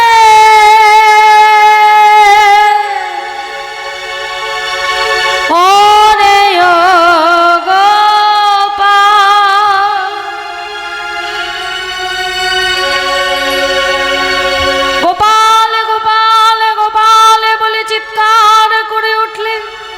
दारी माँ के प्रहार करे ही जाच्छे, दारी समाने माँ के प्रहार करछे। ठीक सेई समय गोविंद आमार यज्ञे आहुति दिते जाबे, हाथ थेके झाड़ीटा पड़े गेल, हाथ थेके झाड़ी पड़े गेल। बलाई दादा बोले उठले, कि हलो भाई? बोले मा दादा मा एसेছে दादा। एखाने कोथाय मा आसबे? हाँ दादा मा एसेছে। আমি চললাম দাদা মাকে আনতে, যদি আমি মাকে ফিরে আনতে পারি তবেই আসবো, আর না হলে আমিও আর ফিরবো না।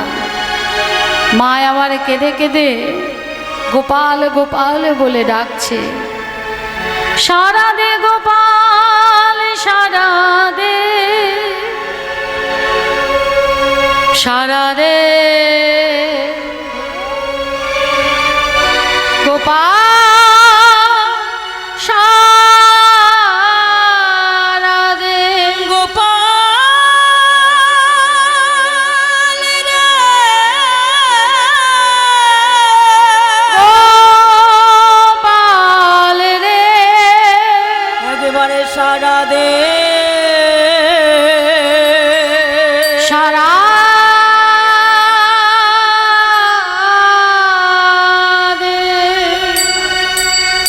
যখনই দাঁড়িয়ে এসে দেখছে তখনও মাকে মারছে, দাড়ির গায়ে হাত দিতে দাড়ির মায়া ফিরে এসেছে। মাকে স্পর্শ করতেই মায়ের সমস্ত কষ্ট দূর হয়ে গেছে। মায়ের কোলে বসে গোপাল ননি খাচ্ছে।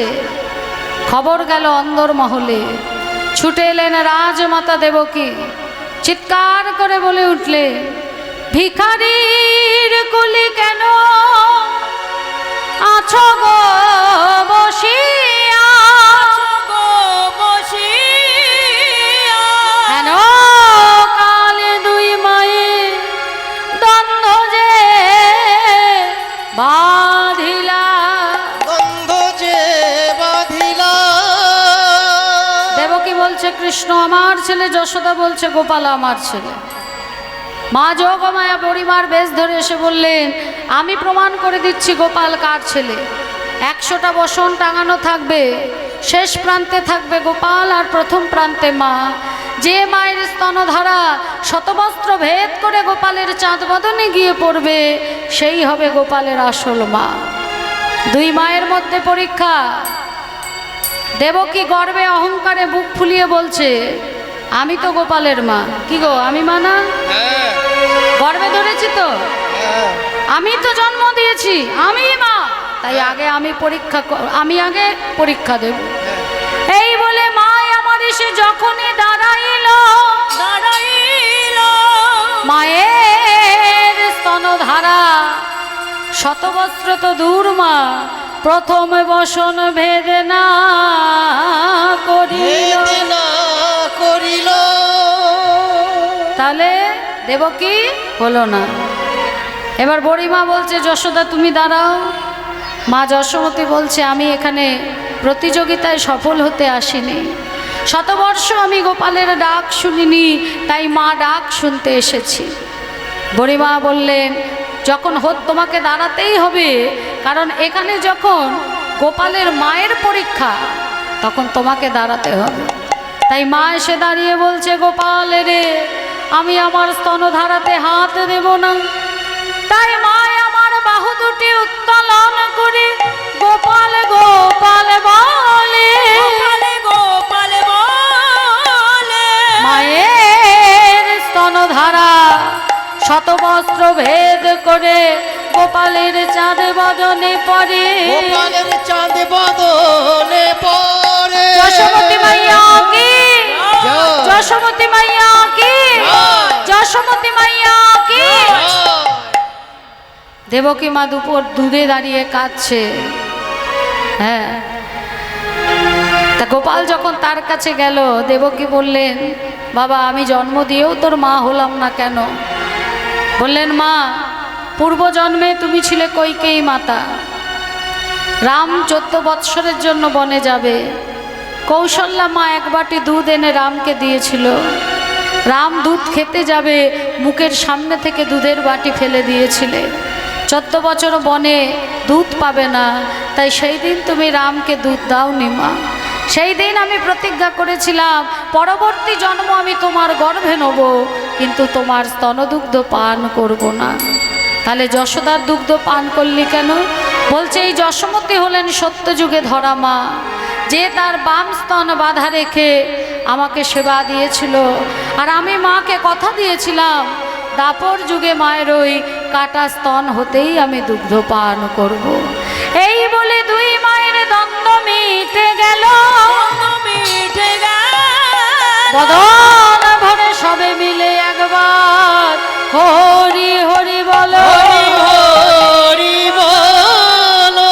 প্রথম দ্বারে নন্দ উপানন্দ সবাই দাঁড়িয়ে আছে, দেখছে গোপাল বাধা মানে পাদুকা মাথায় করে আনছে। নন্দরাজার চরণে পরিয়ে দিলেন, বললেন, তোমার মতো করে যে আমায় ভালোবাসবে, যুগে যুগে তার বাধা বহন করব। এই কলিযুগে অর্জুন মিশ্রের বাধা বহন করে তিনি প্রমাণ দিলেন। দ্বিতীয় দ্বারে সখারা আসছে, জয় কানাইয়া লাল কি জয়। কি ব্যাপারটা কি আমি বলতে বলেছি? জয় কে বলেছে? কে বলেছে? ওই দিক থেকে বলেছে ভক্তরা। তোমরা বলেছো? কে জয় বললো? এইদিকে বলেছে না? না না, আচ্ছা জয় বললে হবে না, আমি বলবো জয় কানাইয়া লাল কি, সবাই বলবে হাতি ঘোড়া পালে কি। মনে থাকবে তো? বলবে তো? তবেই কৃষ্ণের বন্ধু হতে পারবে, না বললে কিন্তু হবে না বন্ধু। হ্যাঁ, জয় কানাইয়া লাল কি, হাতি ঘোড়া পালকি, জয় কানাইয়া লাল কি, হাতি ঘোড়া পালকি। জয় কানাইয়া লাল কি, বাবা জয় কানাইয়া লাল কি। বাহ বাহ বাহ বাহ বাহ, মন ভরে গেল গো। জয় কানাইয়া লাল, হাতি ঘোড়া পালকি, জয় কানাইয়া লাল কি, হাতি ঘোড়া পালকি, জয় কানাইয়া লাল কি। হাতি ঘোড়া পালকি। अरे जोर से बोलो दिल से बोलो जय कन्हैया लाल की, হাতি ঘোড়া পালকি, जय कन्हैया लाल की, হাতি ঘোড়া পালকি, हाँ, जय कन्हैया लाल की, হাতি ঘোড়া পালকি। जय कन्हैया लाल की। হাতি বাহ, খুব সুন্দর। তাহলে দ্বিতীয় দ্বারে সখাদের সাথে মিলন হলো, তৃতীয় দ্বারে মায়ের সাথে মিলন হয়েছে, চতুর্থ রাধে রাধা রানী বদন চন্দ্রিমা ঢেকেছে ঘোমটার আড়ালে। আর ললিতা বলছে এই দাঁড়ি দ্বার খুলে দে, ভিতরে যেতে দে। দাঁড়ি বলছে দরজা বন্ধ, ভিতরে যজ্ঞ হচ্ছে। বলছে তুই জানিস কে এসেছে? তো রাজাকে গিয়ে বল। বলছে কে গো? রাজাকে জিজ্ঞেস কর। বলে রাজা কেন, তুমি বলো না। বলবো? বলতে লজ্জা হয়, ছি ছি, লজ্জা হয়, আমাদের বলতে লজ্জা হয়। আমাদের বলতে লজ্জা হয়। বলি তোদের রাজা, আরে তোদের রাজা, তোদের রাজা ধরেছিল এই মেয়েটার পা। বলি তোদের রাজা ধরেছিল এই মেয়েটার পা। আরে তোদের রাজা ধরেছিল এই মেয়েটার পা। ওরে তোদের রাজা ধরেছিল এই মেয়েটার পা। আমাদের বলতে লজ্জা হয়, ছি ছি, বলতে লজ্জা হয়, ছি, ছি। বলতে লজ্জা হয়। হেন কালে রাজবেশে কৃষ্ণচন্দ্র এসে উপজিলে, উপজিলে রাধা রানী ঘোমটার আড়ালে তার বদন চন্দ্রিমা ঢাকলে। রাধারানী বদন ঢেকেছে, ললিতাকে বলছে ললিতা 100 বছর বাদেও এখনো মা। ললিতা বললেন মান নয়, ওগো কৃষ্ণচন্দ্র, এই রাজবেশে কানাইকে তো আমার রাধারানী চেনে না, একবার রাখাল বেশে দাঁড়াও দেখি। মা যোগমায়াকে আশ্রয় করলেন, বৃন্দাবনপুরী রচনা করলেন, রাখাল বেশ ধরলেন। আর এবার রাধা মুখ দেখে কৃষ্ণ, কৃষ্ণ মুখ রাধা, রাধা মুখ দেখে কৃষ্ণ, কৃষ্ণ মুখ রাধা। যত দেখে আস মেটে না, যত দেখে আস মেটে না। যাইরে রূপের বলিহারি, যত দেখে আস মেটে না। রূপের বলি হারি, যত দেখে আস মেটে না। যাইরে রূপের বলিহারি, যত দেখে আস মেটে না। যাই রে রূপের বলে হারি, যত দেখে আস মেটে না। ভাগিয়া চূড়ার ফুল রাই চরণেতে দিল, ভাগিয়া চূড়ালো ফুল রায়ের চরণেতে দিল। রাই পাদ পদ্ম সেজ পূজা যে করিল। রায়ে পদে পদ্ম সে পূজা যে করিল। আবার আনিয়া প্রভাসের জল রাধা চরণ ধোয়াইল, আনিয়া প্রবাসের জল রায়ের চরণ ধোয়াইল। জপিত বাসে রাধার চরণ মোছালো। নিজ পিত বাসে রাধার চরণ মোছাইল। দেখো তীর্থ হইল, তীর্থ হইল। সেই হতে প্রভাস নদী তীর্থ হইল। সেই হইতে প্রভাস নদী তীর্থ হইল। প্রভাস নদী তীর্থ হলেন, এখনো যজ্ঞের অনুষ্ঠান সম্পন্ন হয়নি। যজ্ঞে গিয়ে বসেছে। এবার স্ত্রী ছাড়া তো যজ্ঞ হবে না, নারী ছাড়া যজ্ঞ সম্পন্ন হয় না। অশ্বমেধ যজ্ঞের সময় সোনার সীতা বানিয়ে রামচন্দ্রকে পাশে বসিয়ে তবে যজ্ঞ করতে হয়েছিল। তাহলে কে যজ্ঞের কৃষ্ণের পাশে বসবে? রূপকিনী সত্যভামা বলছে আমরা বসবো। নারদ মুনি বলছে যে কৃষ্ণের চেয়ে যার গয়না ভারী হবে, সম্পদ ভারী হবে, সেই বসতে পারবে। রূপকিনী সত্যভামার যত গয়না ছিল দাড়িপাল্লার একদিকে রাখলেন, একদিকে কৃষ্ণ বসলো, কিন্তু টলাতে পারলেন না। নারী না হলে যজ্ঞ হবে না। তাই দৌড়ে এসে রাধারানীকে দেবর্ষী নারদ বলছে রাধে এবার তুমি তো কিছু করো। রাধারানী বলছে আমার তো অত ধন সম্পদ নেই, দেবর্ষি বললেন যে ধন আছে সেই ধন রাখো। তুলসী পত্রে নাম লিখে যখনই দাড়ি পাল্লায় রেখেছে, বলি কৃষ্ণ হতে তুলসী ভারী হলো, কৃষ্ণ হতে তুলসী ভারী হলো, কৃষ্ণ হতে তুলসী ভারী হলো, কৃষ্ণ হতে তুলসী ভারী হলো, সবাই বদন ভরে হরি বলো, কৃষ্ণ বলতে তুলসী ভারী হলো। বদন ভরে হরি বলো, আজি প্রবাস যোগ্য করলে বলে, ভারী হলো প্রবাস যোগ্য সফল হলো। সবে হরি বলো, প্রবাসী যোগ্য সফল বলে কৃষ্ণ হতে তুলসী ভারী হলো। তা কৃষ্ণচন্দ্র রাধা রানীকে বাম পাশে নিয়ে যজ্ঞের আয়োজন করলেন। পরবর্তী সম্প্রদায় এসে গেছে, বেশ সময় হয়ে গেছে, পরবর্তী সম্প্রদায়ও এসে গেছে। তা আজকের মতো আপনাদের সবার কাছ থেকে বিদায়। খুব ভালো লাগলো, এত সুন্দর পরিবেশ, এত সুন্দর আসর, এত সুন্দর ভক্ত, এত সুন্দর কমিটি, প্রত্যেকে যে যেভাবে সেবা করেছে। এবং সেই সঙ্গে যে ভাইয়ের বাড়িতে ছিলাম পার্থ, মনেই হয়নি অন্য কারোর বাড়ি, যেন মনে হচ্ছে একদম নিজের বাড়িতে এসেছি, এত সুন্দরভাবে আমরা ছিলাম। আজকের পর আমরা আবার ফিরে যাব। তা ভাইয়ের জন্য একটা ভজন করছি। আমি পরবর্তী সম্প্রদায়কে অনুরোধ করব একটু সময় দেওয়ার জন্য, সবাই মিলে হাতে তালি দিয়ে। হোলি খেলবো নালো, হোলি খেলবো নালো ও সই,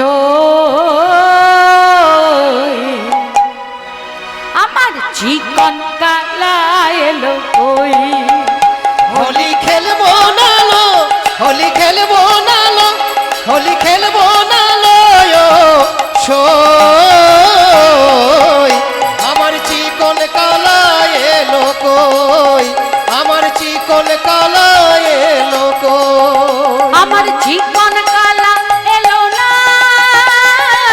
হোলি খেলা হলো না, ও চিকন কালা এলো না, হোলি খেলা হলো না, হোলি খেলবো না, না না না খেলবো না, না হোলি খেলবো না লো ও সই, আমার চিকন কালা এলো গো, হোলি খেলবো নালো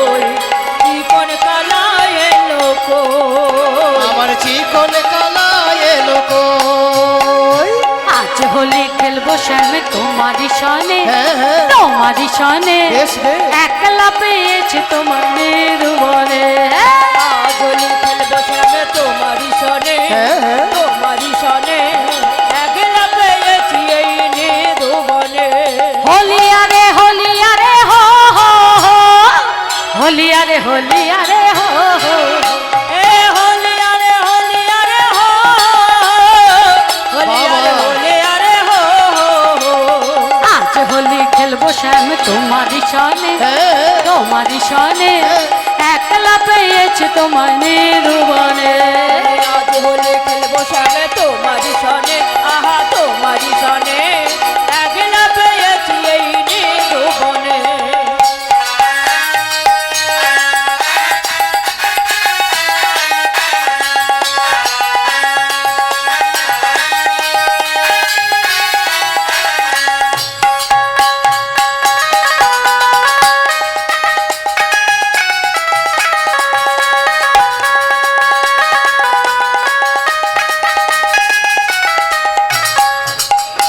একলা পেয়েছি তা পলাইয়া যাবে কোথায়, একলা পেয়েছি হেতা পলাইয়া যাবে তোমায় একলা পেয়েছি তা পলাইয়া যাবে একলা কোথায়, পেয়েছি হেতা পলাইয়া যাবে সখা কোথায়, সঙ্গে ধরে রাখবো, সখা সঙ্গে ধরে রাখবো নিরজনে, সখা সঙ্গে ধরে রাখবো নিরজনে, ও রাধে, ও রাধে, ও রাধে, ও রাধে, আরে রাধে তোমায়, হ্যাঁ রাধে তোমায়, হ্যাঁ রাধে তোমায় বারে বারে করছি যে মানা, না করছি যে মানা, না।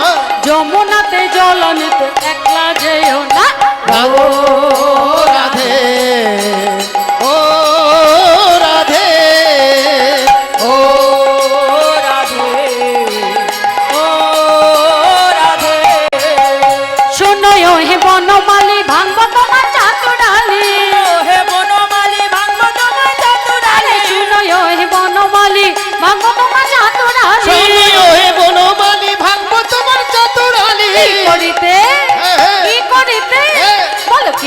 দিতে পারে তোমার সখা গানে ও রাধে ও রাধে ও রাধে ও রাধে কৃষ্ণ ভালোবেসে তুমি হলে যে বদনাম কৃষ্ণ ভালোবেসে তুমি হলে যে বদনাম ভালোবাসার জন্য নিলে কলঙ্কিনী না ও রাধে ও রাধে ও রাধে ও রাধে ও রাধে ও হে ও রাধে ও রাধে রাধে রাধা গোবিন্দ বলো জয় রাধে গোবিন্দ বল জয় রাধে জয় রাধে জয় রাধে জয় রাধে জয় রাধে জয় রাধে জয় রাধে জয় জয় শ্রী রাধে শ্রী গুরু বৈষ্ণব প্রেমানন্দ নিতাই গৌর হরি হরি বল জয় জয় রাধে শ্যাম।